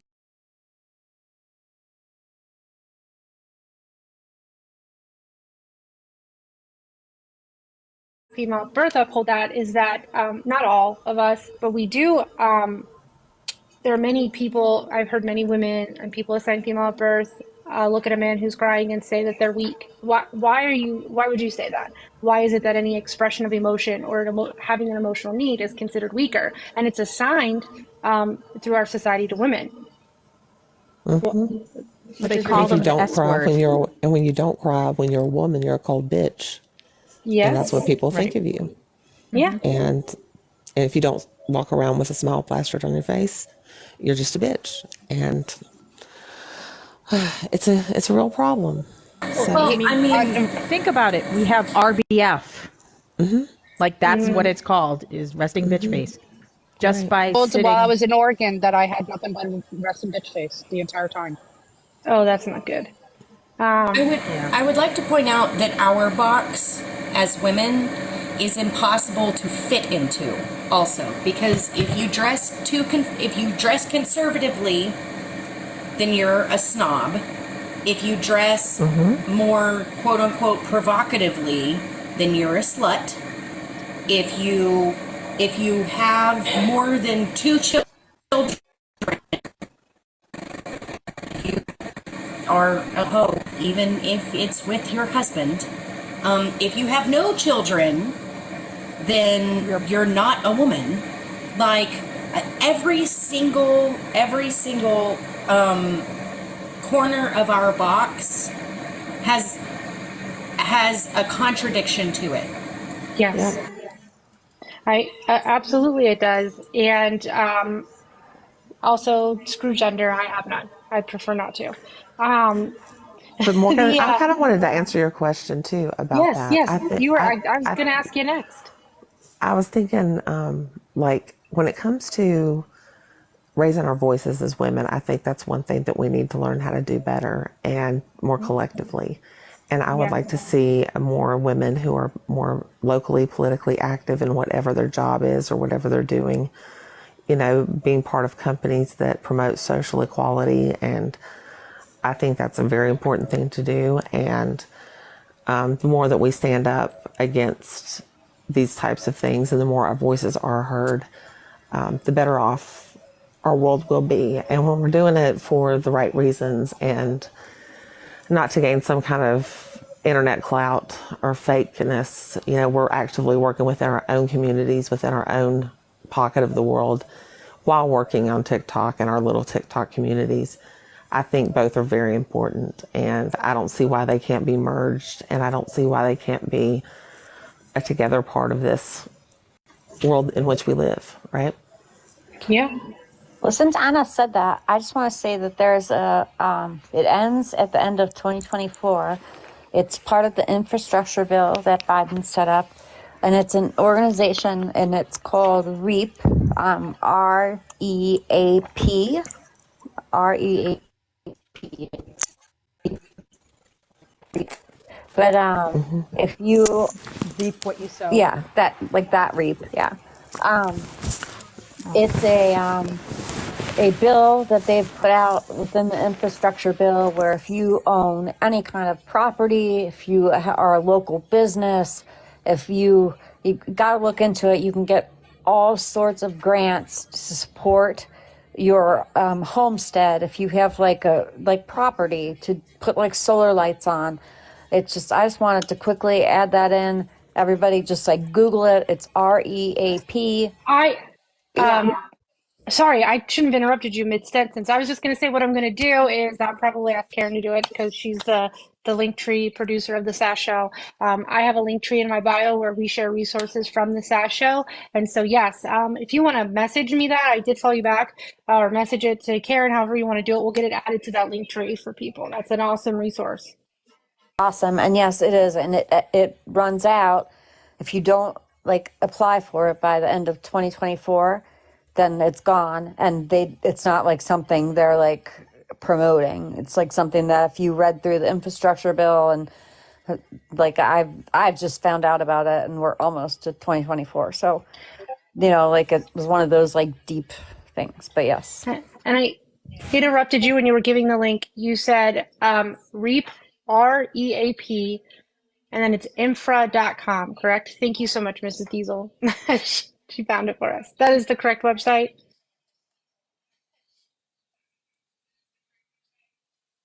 I believe so, yes. All right. I dropped it in there. I dropped it in the Sass Show producers Discord for us because I in the link the little description of what it is, right? I think we can do it. Yeah, it's a huge program, and I feel it's very valuable to so many people, and I feel like nobody knows about it. So I just wanted to chime in about it. And honestly, that is a huge resource for, I think, you know, women-owned businesses, women, single moms. Like, it's a way to put a step up because no one else is helping. I just got a little giddy. You I'm know? not going to lie. I think Sass knows why, but I just got a little giddy when you talked about that. I did. Oh, for our special project? Yes. Yeah, we need to look into that. Yes. Okay, there's a .gov site. Thank you, Mrs. Diesel. We should add the .gov to our to the link tree, so I appreciate that. back to what we were talking about, ways that we can work towards smashing the patriarchy, if you will. We've been talking about supporting one another, all women, and people assigned female birth. We need to support each other. We need to, I can't remember all the things we said now. We're talking about, I think it fits into this idea, which is to question everything.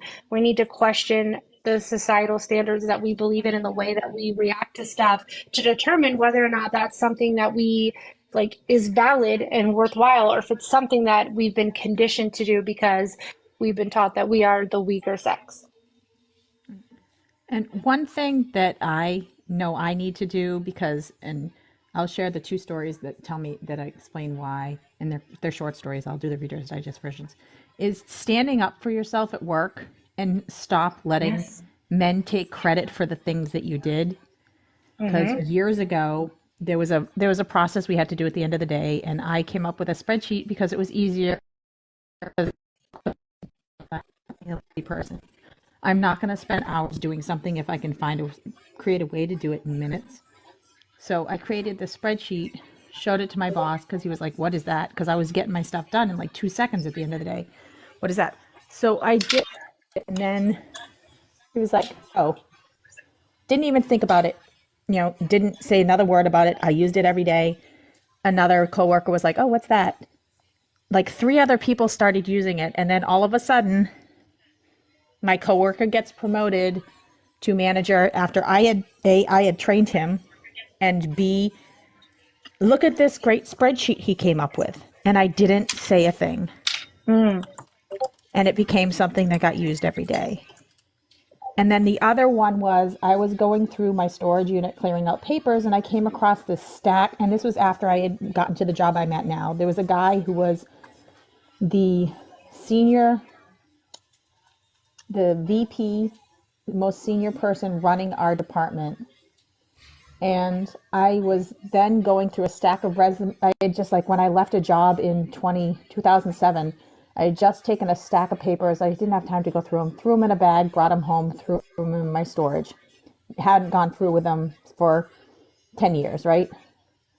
Filing through them, and I come across this resume, and at the top of it, it says, not enough experience, and him like a 3 out of 5. It was the same guy who, like 7 to 10 years ago, I had interviewed and didn't have the knowledge that I had.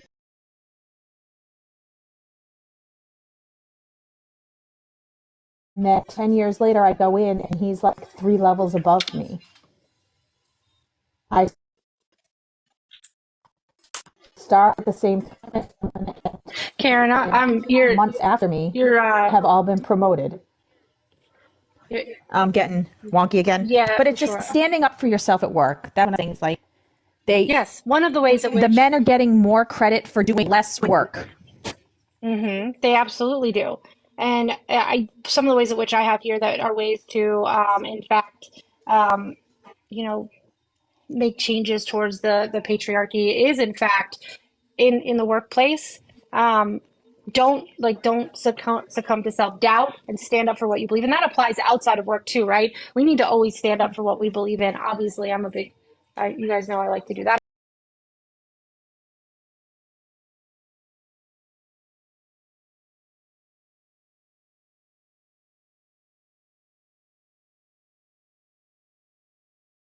I call it the P. If you're in a position of power, it's at equal rates to men. Also, get access to check out the salary figures a lot to find out if there's a gender gap and insist on changes. Like, correct it. If you're in a position of power, make those changes. And then you also need to believe that change doesn't always come from the top. You have the power to affect change from whatever position that you're in. There's nothing like a group of women that are together supporting each other and that have your back. And so I do want to make a note. Can someone mute? I don't know. There's a lot of, I don't know. Hold on. I don't know who that was. Okay, great. Thank you so much. Like one of the ways in which we can ultimately smash the patriarchy um, goes back to supporting one another.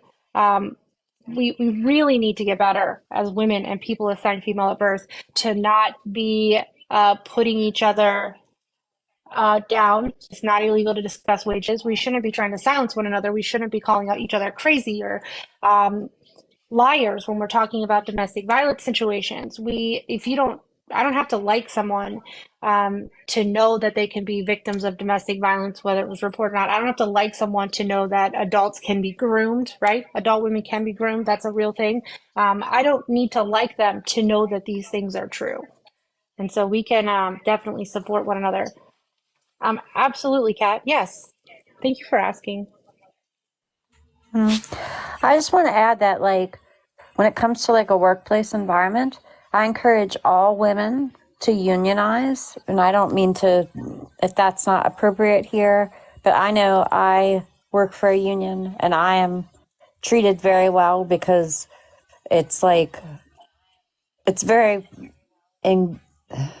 restricted and inclusive, I guess you could say, whatever. I don't know how to say it, but we're treated very fairly.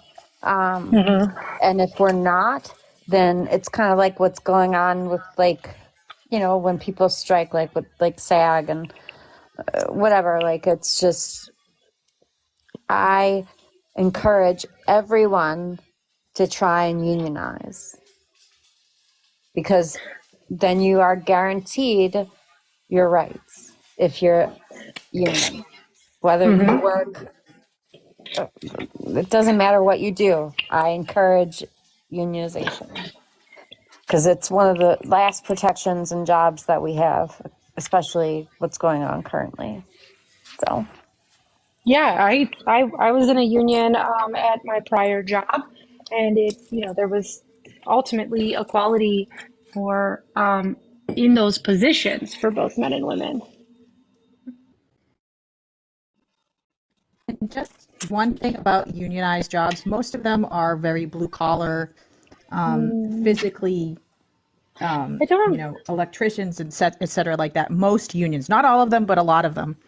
And one thing, and I don't know if you talked about this before, is that they talk about how women aren't in those fields. That's why we don't make the money, is because we aren't in the fields of electricians and plumbers and welders and all of these fields that are physically demanding. And it's not because we can't do the job. It's because of the way that we're treated when we try to do the job, is the harassment and the belittling, and women are run out of those fields. It's not because we Well, can't do them. It's because well, of they course. won't let us get into them to do them. But more, and yes, absolutely. And one of the things I think, because this topic is like more focused on how women and people assigned to female birth uphold the patriarchy, I think we need to make sure that we're encouraging our children who are, girls or female to do those jobs. And when there are oftentimes when women will treat women that work in those fields, as if they're somehow not woman enough, that they're not enough of a woman because they do physically demanding jobs like that, and that's ridiculous. We need to not do that to each other. My friend's daughter, she's an amazing human, right? She went a engine repair route at her Aggie high school, right? She now works in a garage. She is the only staff mechanic who can weld anything. She's the only one with the certification and the experience who can weld anything. And she makes less than the guy who does oil changes. And I am fighting with her to get to stand up for I don't herself mean to and interrupt, Karen, demand but more money because she's the only one who knows how to do it, who is authorized to do yeah, it. and Karen, I don't mean to interrupt, but if that's true, she definitely needs to like call like someone in her state, because if she is welding and making less money than people that are like changing tires or whatever you said, like that's insane, because you like have to have huge knowledge to weld. So if that's like true, not that I'm saying you're not, but like she needs to like definitely call like the Better It's Business very Bureau or disappointing somebody. because her dad works there and her dad should be pushing for her as well. But That's flabbergasting to me. it's maddening. All the time in the I do mechanics field towards like, women. My yeah. husband has seen it and had to speak up. I know, and I know that Mrs. Diesel has a lot of stories about that when it comes to men and how she's treated. And I think that she's a really great advocate for, you know, people who are women and people assigned female at birth not upholding the patriarchy in those stories because she, you know, she often tells the stories about how she, you know, stands up for herself and makes it very clear that she knows what she's talking about. As the co-owner of our diesel mechanic business, I regularly get calls because my husband's phone forwards over to mine. I regularly will receive calls where they're expecting my husband to answer, and I will ask them, you know, what's going on, and they want to disregard me or say things like "little lady," or I don't think that you'll understand, or just belittling due to my Babies get hurt and I get a little pissy. I'm not gonna lie, I don't like that condescension. They don't like it. They don't like it whenever my husband finds out, which they don't like it when I find out, and I'm like, absolutely freaking not. But they especially don't like it when my husband calls and is like, you're not a customer anymore. You've heard it from both owners. Well, I'm wondering if we have any other ways that you guys think that we as women and people assigned female at birth can not uphold the patriarchy. Anyone else have any thoughts they want to add to that? I think for parents, communicating properly what feminism is. It's not women above men. It is equality across the board for everyone. Everyone. It's it's society not giving you a role just because of how you look, or whether or not you have what your genitals are perceived to be. Yes, and that actually was very much plays into the next thing I was going to say, which is challenging gender roles is a way that we can work towards smashing the patriarchy as women and people assigned female at birth. Challenging gender rules, like just even your expression of gender. You know, gender rules play a major part in I can't say it now, the setup of a patriarchal society, because they're created to make it as though men are the more powerful gender, and ultimately we need to be challenging that because that's ridiculous.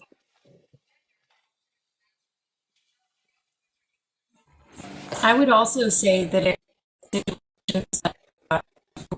parents, in that type of situation, it would be when say a woman or someone who presents feminine is being paid less, you go and you search out other employment elsewhere to get better pay, and then you come back to your employer and say, this place is going to offer me this because I have these assets. Or do you want to keep me or not? Being more assertive, because men are. Absolutely. And another way that we could help smash the patriarchy, for lack of a better term, is by supporting women, trans, and non-binary people's careers, businesses, ultimately, any way that you can support them in our capitalist society that we're forced to live in is really important. And Lita, welcome back to the Sass Show. How you doing, friend? Hey, I'm good. How are you? And Two Spirits, people. I'm so sorry, Kelsey. Absolutely. Can I contribute on that one too, Morgan? I just want to say yes. one way I think of smashing the patriarchy is teaching our children well. Yes, and for parents not to accept this bullshit that's going on in Texas and Florida with this anti-curriculum of our history. It's not our history. It needs to be taught correctly by people who are trained, and to accept anything less to me is child abuse. So I said what I said. I agree. So Absolutely. yeah. We need to, and as I said earlier, I think we need to make sure that we are teaching our children the same things. Like, we don't need to separate the things we teach our male children and our female children. Teach them the same thing. Your boy fix the baby, girls to fix the car. Like, it's not that difficult. Teach them Exactly. together. Oh, sorry, go ahead. No, you go ahead. Oh, Lita was gonna say something, so I want to go ahead and let Lita have a chance to add to Oh, this. yeah, I think so. I think. Sorry, I'm in bed, so I'll be dropping out of here as soon as I'm That's, done saying yeah. this. But no, so most people up here, if not everyone, um, know what I do for work, and obviously I don't say the name of who I work for safety reasons. But so one thing I've noticed, especially a lot lately, is that, and this sort of feels like victim blaming, but once I say everything, that'll get cleared up. Women in the workplace, especially, need to be louder about the inequality they're experiencing, because all too often, I get complaints from people that are saying, like, I'm being treated unfairly because I'm a girl, and I'm like, well, why aren't you saying anything about it? And they sort of just feel like, well, I can't say anything because it's a man's world in our workplace, and I'm just like, no, it's not. And as much as I want to foster an environment where the men that work there are not douche nozzles, I can't fix them. So it does become the unfortunate burden for women to assert themselves more in the workplace. Uh, it's not ideal, but that is the hand we're dealt. And don't be silenced when you're assertive. Yeah, Um, and that's something that like I said, I deal with that a lot. I got a lot of complaints, and I get a lot of when we hire new people. A lot of the times, the younger supervisors that are in charge of like training and stuff, we've gotten a lot of concerns where they'll isolate the quote unquote attractive women and set them up elsewhere for their training.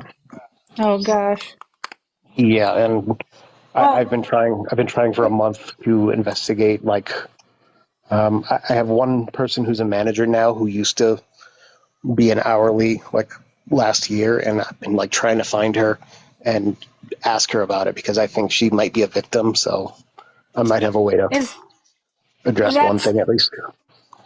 is that something that you find is being done by men, or something that you find is being done by women, Oh, or that's both? something being done by women, and it's not getting talked about Oh, enough. okay. Yeah, we don't need to do that to each other. Let's not. Yeah, that's not good. Um, I do want to. Wait, no, This is I'm sorry. so. It's Did I being say it's done. being done by women? Because that's not what I Yes. meant. Yeah. Okay. So it's not Yeah. being done by women. Gotcha. Okay. It's being No, done by but men. people aren't talking enough about it.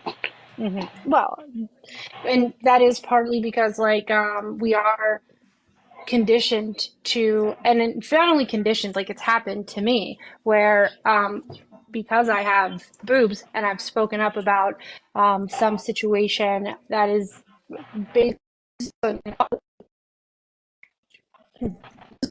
sometimes still to this day that happens, and it's not that's just why a lot of times we may not feel like we can speak up, just as like from the experience. And ultimately that is something that we need to work on, making sure we find our voice and that we use it. I did want to read Mrs. Diesel's comment. She said, teaching our children that there are no gender jobs. Men can be nurses, women can be surgeons. Absolutely, of course. That happens. And we should be, there's no gender jobs is a great way to smash the patriarchy. But yeah, we also, oh, I lost my train of thought. We need to make sure that we as women and people assigned female at birth, that we are using our voices. And when we are using our voices to either advocate for ourselves or advocate for other people, we need to not be silencing other women and people assigned female at birth by putting them down or, telling them that they're lying or whatever the case may be. We need to stop doing that to each other. Kat wants to add something. I just wanted to say that, like, I don't know, I guess everyone's still here that's been here, but, I have a 3-year-old daughter, and she lives on Gecko's Garage. I don't know if anybody knows what that show is, but it's an Australian show of a gecko that works in a garage. She loves, Hot Wheels and, like, I don't know. She also loves to garden. She loves to do all of these things because both, me and her father share everything. I think when it comes to the world, people are we're going backwards. We are just going backwards. Mm-hmm. And when it comes to families and structure, I don't know why people are so hung up on it now, because it was never a problem years ago. And it's all become parties. It's all become weird agendas. And I just feel like, sorry, I don't mean to pause, but when it comes to like patriarchy, going back to that, like, I just know that, like, for as much as I've explained earlier, I've been with a man, and he is not we help each other, we work together, we're a team. I've been in bad health for a long time, and he has done his best to take care of me, and yet we're still raising a child and having our experiences, and I still have a 21-year-old child that's living in a different state and whatever, but I get I don't know. Do you understand what I'm saying, Sassy? I don't know. I mean, kind of faded for a second, but like, I think that ultimately you're saying that, things are going backwards, which I agree. yeah. I do. Yeah. And we have to, in order for, one of obviously this live is about women and people assigned female at birth who are upholding the patriarchy. So one thing that we all in this live, in these boxes have a responsibility to do in order to, make a place where your daughter is treated equal, is we need to find the ways that we can ultimately smash the patriarchy and support one another. I think that's what's really important, because while men exist in the patriarchy and often benefit from it, we as women uphold it. And if we aren't upholding it, women and people assigned female at birth, of course, if we're not upholding it, if we're not supporting it, then it cannot survive. And so that's why I think this conversation is such an important conversation to have, because if we don't talk about it, you can't fix it. Karen, I know you had something to add. What is another way that as women and people assigned female at birth that we can help to smash the patriarchy? It just goes back to, women, we all complain about the men's pushing the patriarchy, but women are helping to raise the men that are pushing the patriarchy. Yes. So we need to stop creating the men who it's not just the moms, but it's No. the moms do contribute to it if they are raising the men to become the next generation of And suppression. I don't know if that's the right way it's to all say it, but ultimately, we have it. We do. It's not. We're not the only, like, not just women and people assigned female at birth that need to make these changes. But I think it's easier for us to talk to one another about what we can do versus trying to convince men to not do it. So that's that and not that Karen said this, but we're definitely not saying that mothers are to blame for the patriarchy. That would be the opposite, right, of what actually happens in the patriarchy. But I agree with what you're saying in that, um, I came in a family where, like, my brother, the firstborn son, could do no wrong. No matter what happened, I called him the golden child since I was 8 years old, a concept that I understood at that age because on my mom's side of the family, he was glorified as being the firstborn child. He was a boy. The world was open to him. And that was done by the women in my family, my mom and her mom. And I think that it's really important. We see it all the time in men. You guys know what I'm talking about. When you see a man who was not told no by their mother, right? Who was told that boys will be boys, that was told it's okay to push that girl down because you like her. That we all know those men. They feel entitled to have access to every aspect of your life, no matter what you might have, whatever, even if you don't even know who they are. They feel entitled to that. They feel entitled to those judgments. And we have to, and you have a bunch of Brock Turners running around, absolutely. And so that's one of those things that I think that we should, probably talk about. We don't need to do use that. the patriarchy to our advantage to smash the patriarchy, because we're expected to raise the children. So while you're being expected to raise the children, raise them to be different, raise them to not be the ones to, so, turn the patriarchy on its ass by using it, what they're trying to do to suppress, we're going to use it to free, if that makes sense. I will say this as a parent, and I'm probably about to get a lot of pushback on this, even in this group. One thing that you should do is gentle parenting, because the way that we were raised, the disciplinary, my nephew, he made a post on Facebook a few days ago, and it said that gentle parenting is just treating your child like a... Yeah, I'm not going to give you pushback on that. So in my life and in the children that I have helped raise, I have made mistakes, right? Parents make mistakes. You may have said boys will be boys, right? We've done that.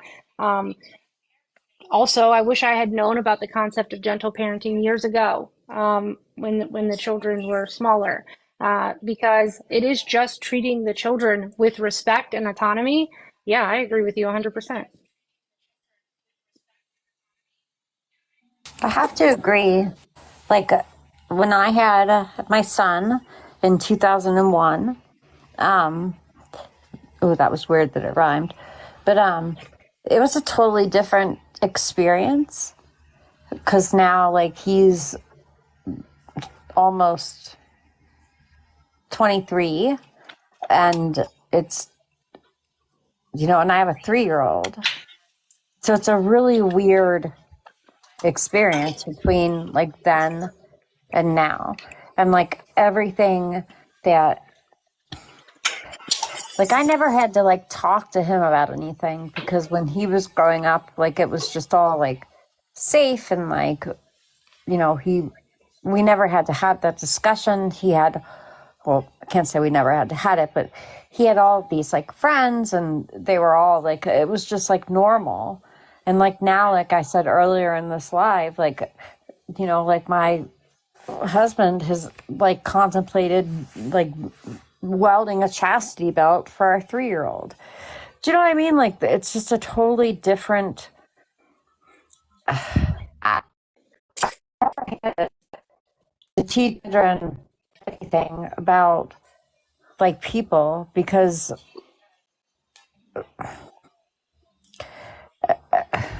I don't know, the world has just turned into such a scarier place.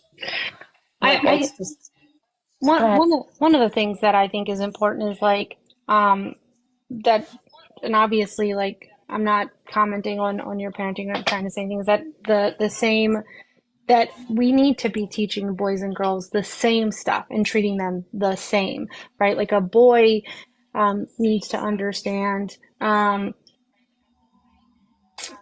how that no means no, right? They need to learn about body autonomy for themselves and for towards other people. We need to teach them just the same, and we also need to like when we have girls, we need to allow them to be able to run and explore the world just as we would a boy, and teach them about bodily autonomy, what is and isn't okay, about consent. And if we teach our children in the next generation these same things, sit them down together, talk them through all of the things so that they're fully informed about consent, about reproduction, about the body, about all of that stuff, then there's not that discrepancy in knowledge, because women and girls and people assigned female birth are kept ignorant. I wasn't told anything, while boys are encouraged to go out and sow their wild oats, right? And that ultimately continues upholding the patriarchy, because we are purposely kept from knowledge about our own bodies. We have to teach ourselves the same. That's like kind of what I was saying is like, when it came to Kedron, like I didn't have to like worry, you know, like I could tell him about his stuff and like tell him like these things. But now that I have a 3-year-old daughter, I have to be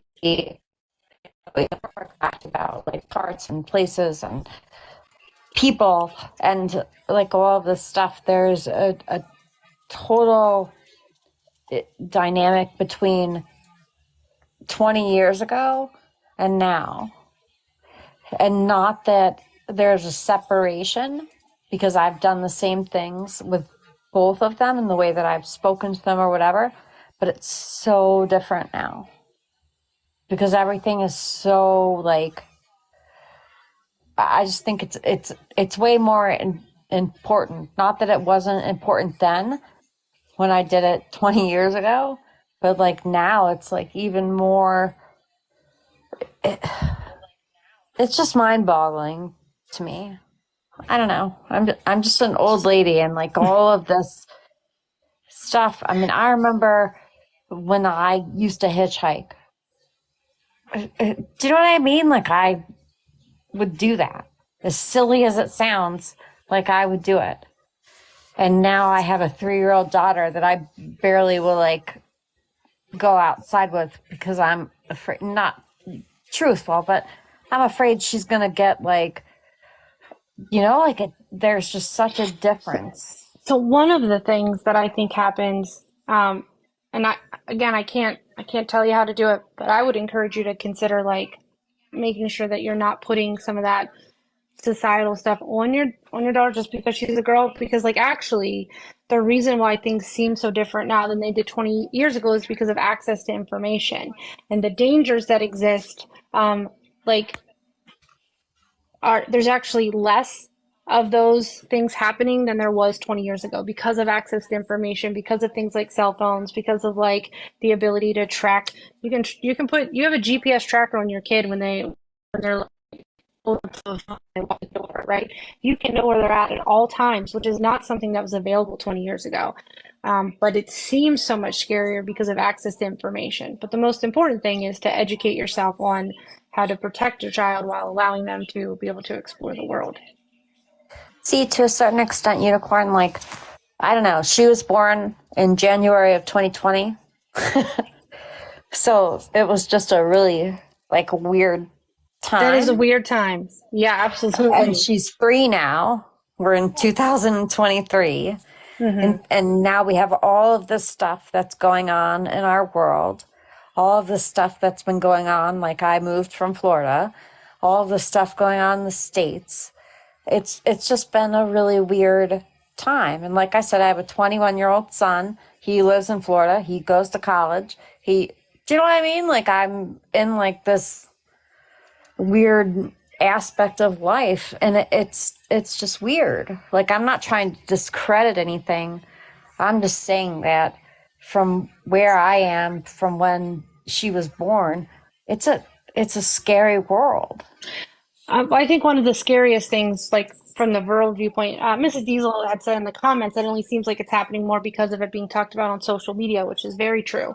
One of I the do things that agree is with that as scary, well. one of I do agree with that. one of the scariest thing for your daughter, from my viewpoint anyway, actually is the fact that bodily autonomy is being taken away. That's the thing that I am most fearful of any child with a uterus. Hence leaving Florida. Yes, yeah, absolutely. Ms. Diesel says I that mean, she lived down the road from where that Amber Alert was named for. kind of why I said my husband's like trying to weld her a chassis belt. What else? So we moved. What other options did we have? That's like a joke, but it's sad. Yeah, it is. Like that they're pushing, purity culture in schools.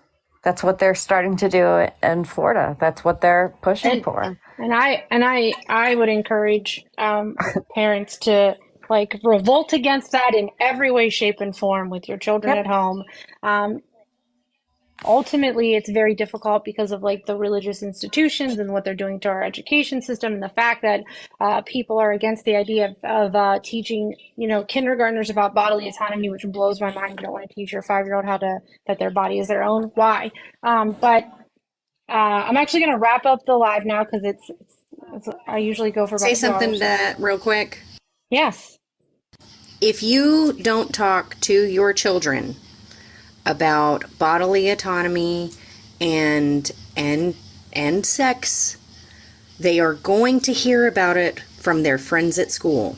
That is going to happen. So would you rather that knowledge be given to your child and be the only knowledge they have, or would you rather give them true facts about sex? Yes, exactly. They will learn about it, and they're not going to learn the truth. And we also don't want to allow for when we talk about children and adults. Adults have much greater access to children now because of social media. We need to teach children about social media safety, and we need to teach children about bodily autonomy. They don't want predators don't want children to know about that, so that's why they want to prevent you from teaching it to kids. That's the truth of it. But I digress. I do want to wrap up the live. So we were talking about women and people assigned female at birth who are upholding the patriarchy, and we were just discussing ways in which we can change that. And a lot of those ways, ultimately, that we've been talking about is in regards to the younger generation, which is super important. Making sure we're raising our children to understand that. It does not matter what your gender is. You can do whatever you want. It doesn't matter what your gender is when it comes to opportunities. Well, it does matter, but teaching our children how to make those opportunities, teaching our children how to respect one another, making sure that we're not giving our boys permission to be entitled assholes. That's a lot of what this discussion was, and I think those are really important ways that we can work towards smashing the patriarchy, for lack of a better term. The other thing I think is really important is that as women and people assigned female at birth, we need to do better about supporting one another and not putting women down because if they're not a mom, they're not valid as a woman, or mothers who maybe are struggling or somehow less women. We need to stop doing stuff like that. And ultimately, a lot of this and the patriarchy leads to the problems that we have in our country with domestic violence, because men feel entitled to control, and we teach women and girls that they're supposed to be subservient. And so we need to stop doing that. And we need to stop telling, when a woman says that they've been abused, we need to listen, whether you like that person or not, saying that they're a liar. When women say another woman is a liar, we're just giving all that power to the man. And that's one of the things that we need to stop as well. Yeah. And Mothers of Liberty, teal is not your color. Stay away from teal. If you know, you I know. just, I just want to reiterate what Ms. Diesel said. Please don't teach your children odd names for their body parts. Yes. Teach them actual names. It's a vagina, it's a penis, it's a bum. And teach them those names. Don't teach them quaint little, it's your cookie parts. Please don't do that. Yes. Because That's a they will not be terrible. able, people won't pay attention whenever they walk up and say, someone was touching my cookie. That's Nobody's right. going to listen to them. That's right. Teach It also them can't be their held up in body court parts. if they're ever assaulted. And Miss Diesel, thank you for saying that, because that's something I always try and say, but I just wanted to reiterate it whenever I saw that you said it. So thank you. And one I'm going to end it after this one last note, and that is just like a callback to the beginning. If you guys remember, Kai came in and said that there's no such thing as the patriarchy because men made laws to protect women. To protect women from what? Men. We had to have our voting rights. We had to have the ability to own a house or get a loan. We had to have the ability to say no to sex when we're married, written into law in order to be protected. That's not indicative of a healthy society. That is the patriarchy. So that's let's not say things like that. Anyhow, thank you everyone for coming. Thank you to my mods and thank everyone for watching. It was a pleasure talking to y'all. I hope everyone has a great night.